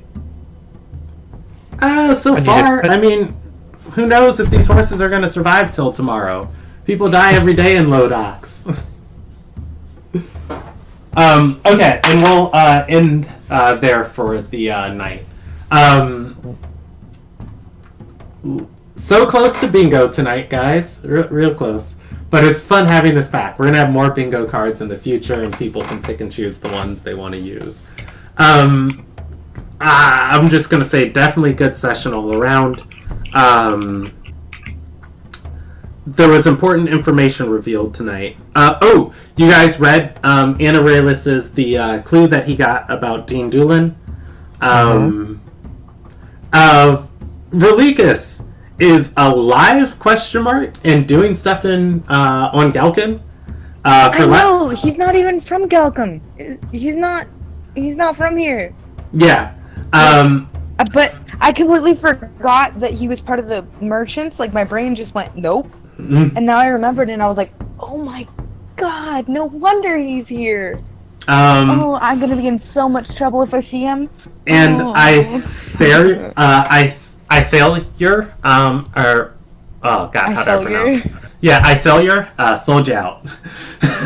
Unfortunately. I knew it. Yeah, no, that's how it is. That's why I try not to tell him too much. I was like, Then let's see, Lex's personal story. I think somebody else had personal story stuff tonight. Oh, Nyoka had personal story stuff tonight.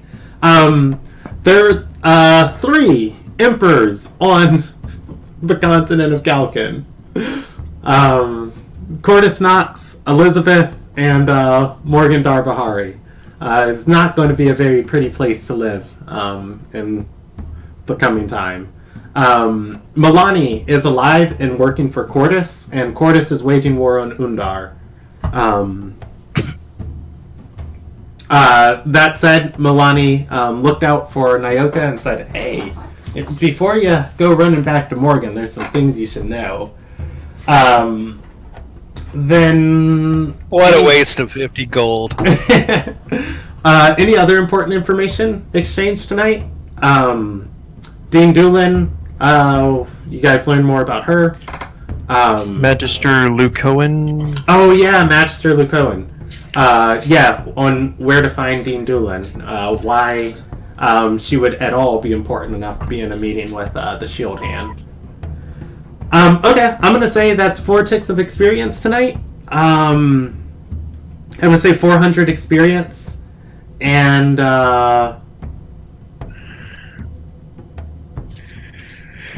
there was one other thing that happened tonight, but I guess it's not that important. And I'm gonna stick around inside of Discord. What about the women started missing? That's a mystery. Yeah, noticing Yes. that plot. Yes, that is. And that's going to be for Lex. I will give you guys an additional 100 for that. So 500 experience for tonight. Anyways, I will stick around and talk about that. I'm just thinking for inspiration. Inspiration for Bram tonight. Definitely. An inspiration for Lex tonight. Definitely. yeah. So I will roll that for you guys for your inspirations. And the first one is going to be for Brum, and the second one is going to be for Lex. All right, and I'm going to end the No, I'm not ending the broadcast there. Your guys' next date is on the 7th, and then I will end the broadcast. On the 7th, that's going to be a long broadcast. Yeah, we're just going for the next 2 weeks. Yay!